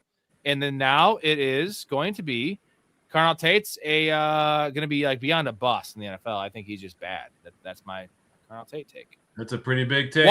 Tom, watch it again. Tom, watch it again with they say rose-colored like lenses. Watch it with poo-colored lenses. Like I'm trying to like get into your brain right here. Watch Colonel Tate and then kind of just picture just also what I did. I went back and watched Quentin Johnson's tape, and obviously I had him at 8, so I saw that he was awful. But I wanted to see why I thought he was awful again, and then I watched like them back to back. And you're going to see a lot of tendencies, a lot of comparisons to Quentin Johnson. Less athletic, too. So I did star Ted Hurst, and I starred Malachi Fields. I also starred Josh Cameron. And I don't know if you guys have heard this name before. Here's a guy to keep an eye on. He's out of a Division II school, out of John Carroll University, Tyron Montgomery. You ever heard of him? No. Go back and watch some tape. The guy is very impressive. Now, he's had a weird career. Didn't even start out playing football. So you got to look past that kind of stuff. But there's a guy that we should be keeping an eye on. Who's the dude from what is it? One of the Division III schools. There's a Division III guy. Is it Montana or Wyoming or one of those schools? He's a really lanky dude. He's kind of like a Christian Watson. I was watching his film. And I don't have my other sheet. It's in the other room. But he really opened my eyes. But again, these Division III guys, you got to really take with a grain of salt. You're not talking about the guy from South Alabama, are you? No, it's a Northwest Territory college that I can't put my finger on. But he's like a half and half, a Milano, if you will. And this dude was coming down with some fucking crazy catches. It might have been North Dakota State. I think it was North Dakota State. That's Carson Wentz's school, right? That is Carson Wentz. Was that Trey Lance's school too? That I don't Yes, know. it was. Gross. Well, that's not a ringing endorsement. At least he doesn't play quarterback. Let's just say that. So yeah, look up North Dakota State wide receiver. I'm pretty sure. I wrote him down. Yeah, man. Bryce Lance. Bryce Lance, dude. Don't know. I don't know who that guy is. I've never heard of him. Yeah, dude. He's 24. He's 6'4", 210. And it could be a Christian Watson 2.0. But I mean, hey, I guess Christian Watson he was bad because it's draft capital, right? Like if Christian Watson was drafted in the 3rd round, we'd all be raving about him as a call. But it was because he was a 1st round pick. Why was Christian Watson drafted in the 1st round? Can we answer that? Because he was fast? I can't answer that. Why was Matthew Golden drafted in the 1st round? Same reason. His 40 time was super fraudulent, dude. But that was a fraudulent 40 time. We all know that if you watch the tape. What's this guy's name? Bryce Lance. I gotta look it up. It's just a ringing endorsement on the guy, but Bison. Yeah, man. Pretty impressive shit. Pretty impressive shit. It's hard to, it's hard for me to watch any college film. He's old, man. With a grain of salt. He's old. He's 24. He's not as old as Devon Vele. I mean, I told you to stay away from Devon Vele. Hey, Vele had some nice fucking little moments there with the Saints this year. Remember that? But he's also a Tennessee wide receiver. And what did I tell you about Tennessee wide receivers? Oh, hold They're on, all real bad because all they do is run in a straight line. How about that Chris Brazel guy? Chris Brazel? Yeah. He's going to get overdrafted. Why? Why is he the number 6 consensus receiver coming out of Tennessee? We've seen this with Jalen Hyatt and a million other guys. Like he is Jalen Hyatt, right? Like, is he not the same fucking guy? What are we doing? He's got I don't know, man. Like people love tall, fast wide receivers. He's probably I don't know what he's going to run, but he's like 6'5". Like he also played in a spread offense. Like Josh Heupel's there's no offense like Josh Heupel's offense. It's for a reason that from a number standpoint, I stay away from those guys in rookie startups. Let somebody else take the hit. he's probably better than Carnell Tate, but like he's not good. TD, please watch the 5-minute video again with the poo colored lenses I have on Carnell Tate, and text me after the show and tell me. I promise you, you're gonna move him down. Oh. If you don't, I'll take the L. Chase Roberts, that's the guy you're thinking of from BYU. BYU, yeah, he's pretty big too. He is. He's pretty big. 6'4". I don't know what he weighs. He's got to be over 200 though. He's a big guy. Like 210, yeah, 6'4", 210. I gotta still dive into a lot of these guys. I've only done my initial like 1-overs, which is like 30 minutes per player, but I want to go in and watch their freshman stuff and just, the combine is going to change a lot of things too. The point is, why we are good on this channel is that we are not, besides my Carnell Tate take, we are not set in our opinions. We can change based on combine stuff, news, what I'm saying? Everything is, it's very fluid right now because we're in the initial states. Even a guy like Steve Smith, some of the greats that are analyzing these players, their rankings change so much. Now, Mel Kiper, maybe not so much because Mel Kiper is a fucking clown. But if I just get a weird hairstyle, maybe I could be Mel Kiper, even though I don't watch college football. But I can watch the film. You can watch the film, right? You can also watch it on Saturdays. You don't have to not watch it. No, I don't like watching minor league. And Tom, you agree, right? Half the games in college. Tell him, TD. Half the games just quote my text like that. Dribble that we're getting in the NFL these days. I quoted your text. Tell him. Minor league fucking football. That's ridiculous. Anybody wants to watch the Browns and the Jets play over Ohio State and Indiana next year? Out of your mind. Yes, I do. No. You know what college is? It's like, okay, college, what you're talking about, Ohio State versus Michigan, right? That's two super hot people, but that's softcore porn. There's no dick going in. So that's fine, but like the people are attractive. I'd rather watch two fat people fuck. And that is what you get from Jaguars, Browns, Thursday Night Football. But you get to see penetration, cum shots, cream pies, anal. I want that. Give me that. Ugly people have relations. That's not why I'm. But don't you want to watch the money shot? There's no money shot in softcore. Softcore, like, give me like a Cinemax, like squiggly. You know when you were a kid and you turned it to Cinemax. Well, you guys are too young for this. We used to, before there was the internet, we used to have to, when our parents went to bed, we would sneak downstairs, turn on Cinemax because it wasn't like completely blocked out because it was over the air. So you could get the little bit. And every once in a while, when things lined up, you could see a little slice that came in clearly and you could see boobs.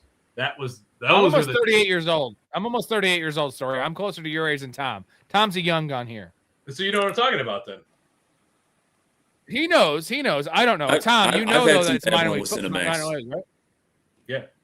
Back in the day, that's how we had to do things, man. Minor league football, bro. It's fine. I'm gonna go bust out my old school Playboys that are over in the closet, hidden away. Don't wrinkle it. Don't crease it. You don't want to crease it. Pages are stuck. I think the main thing we can take from this is Storey watches porn for the plot. I do watch for the plot. He loves the plot. I need to know that there's an investment, an emotional investment in this on both sides, from the receiver, me, and from the giver, the performers on screen. Otherwise, what am I watching? Like, you're watching for the money shot. Suppose Nancy sees me coming out of the shower and decides to come on to me. I'm looking good. I've got a luscious V of hair going from my chest pubes down to my ball throw. And she takes one look at me and she goes, "Oh my God, I've had the old bull, now I want the young calf." And she grabs me by the wiener. Shut the fuck up! Outstanding. All right, boys, great show. Carnell Tate still sucks. Tom, please do this. I'm gonna text you in like 6 minutes. I hope you watch it. And then do some more wide receiver deep diving, running back deep diving. Come on some of the draft shows with us. Me and Storey will have a bunch of very, very spirited arguments where I call him an idiot and he says, "You don't actually watch college football." I'll be like, "I don't need to watch college football to say he sucks." It's gonna be great. It's awesome. We do argue more during college related discussions than we do during the NFL. We do tend to align pretty closely on NFL stuff. Yeah, because it's easier to like actually understand what NFL film is. College film is very tough to evaluate. It's very tough. Well, you know how you get better at it? You practice. You do it. You watch more. You watch, and then you learn. I don't want to do that. I don't. And then you drop dimes like Puka Nakua every once in a while. Get those Puka Nakuas. You did drop dimes. Your Puka Nakua call-outs were next level. I think between your Puka Nakua comment call-outs and my Quentin Johnson call-out, like those are the hottest takes that they would use on First Take. We didn't use them in a First Take segment that was actually like what we believed in. And like those are enough to carry us for like 5 years, right? I think so. Yeah, I agree. More so Puka because that actually made us money. Or like just saying a guy sucks doesn't really make us money. But it also makes us avoid drafting them. It's going to be a good value next year. That's all I'll say. Damn straight. Tom, TD, Mike Storey. What a great show. You guys are awesome. First time being on together. Went pretty goddamn seamless. Pat myself in the back a little bit. I did okay. Great show. Tomorrow night, me and Big Ray, open bar, guys. Anything you want to talk about? Could be even more wild. Looking forward to that. We'll see both these gentlemen on next week, most likely. We'll figure it out. Also, Monday, Story, very, very fun show. Most shocking movie deaths. We do Movie Monday around here. That's going to be a fun show. Excited about that one. Very excited. Yeah. Good. Do a little something different for the people. So, Tom, appreciate you coming on. You killed it as always. Mike Story. We'll be in touch. Good work. Sorry? You're doing good work. Oh, appreciate it. Happy to be here. Watch that Carnell Tate. Watch it when you get off here. Love your life. Stay positive. Respect each other. Professionalfanatics.com. Support your boys. We'll see you tomorrow night. If you're not on tomorrow night, we'll see you Monday night, as well as pretty much 5 nights a week until the NFL draft. We're on fucking 7 nights a week. That's what we do. Boys, thank you so much. Peace. Just seemed like a good dude. I thought I'd see if you wanted to grab a beer, that's all. I'm glad you called. We get home safe, Pistol. You got it, Jobin. I'm sorry, what? Nothing. Oh, what'd you say? I don't know. You nicknamed me Pistol, and I just called you Jobin. It means nothing. I'm drunk. I'm gonna call a cab. All right, man. You have my number, yeah? I got you stored in my iPhone. All right. If you need me, call, okay? Oh, man, I'm golden.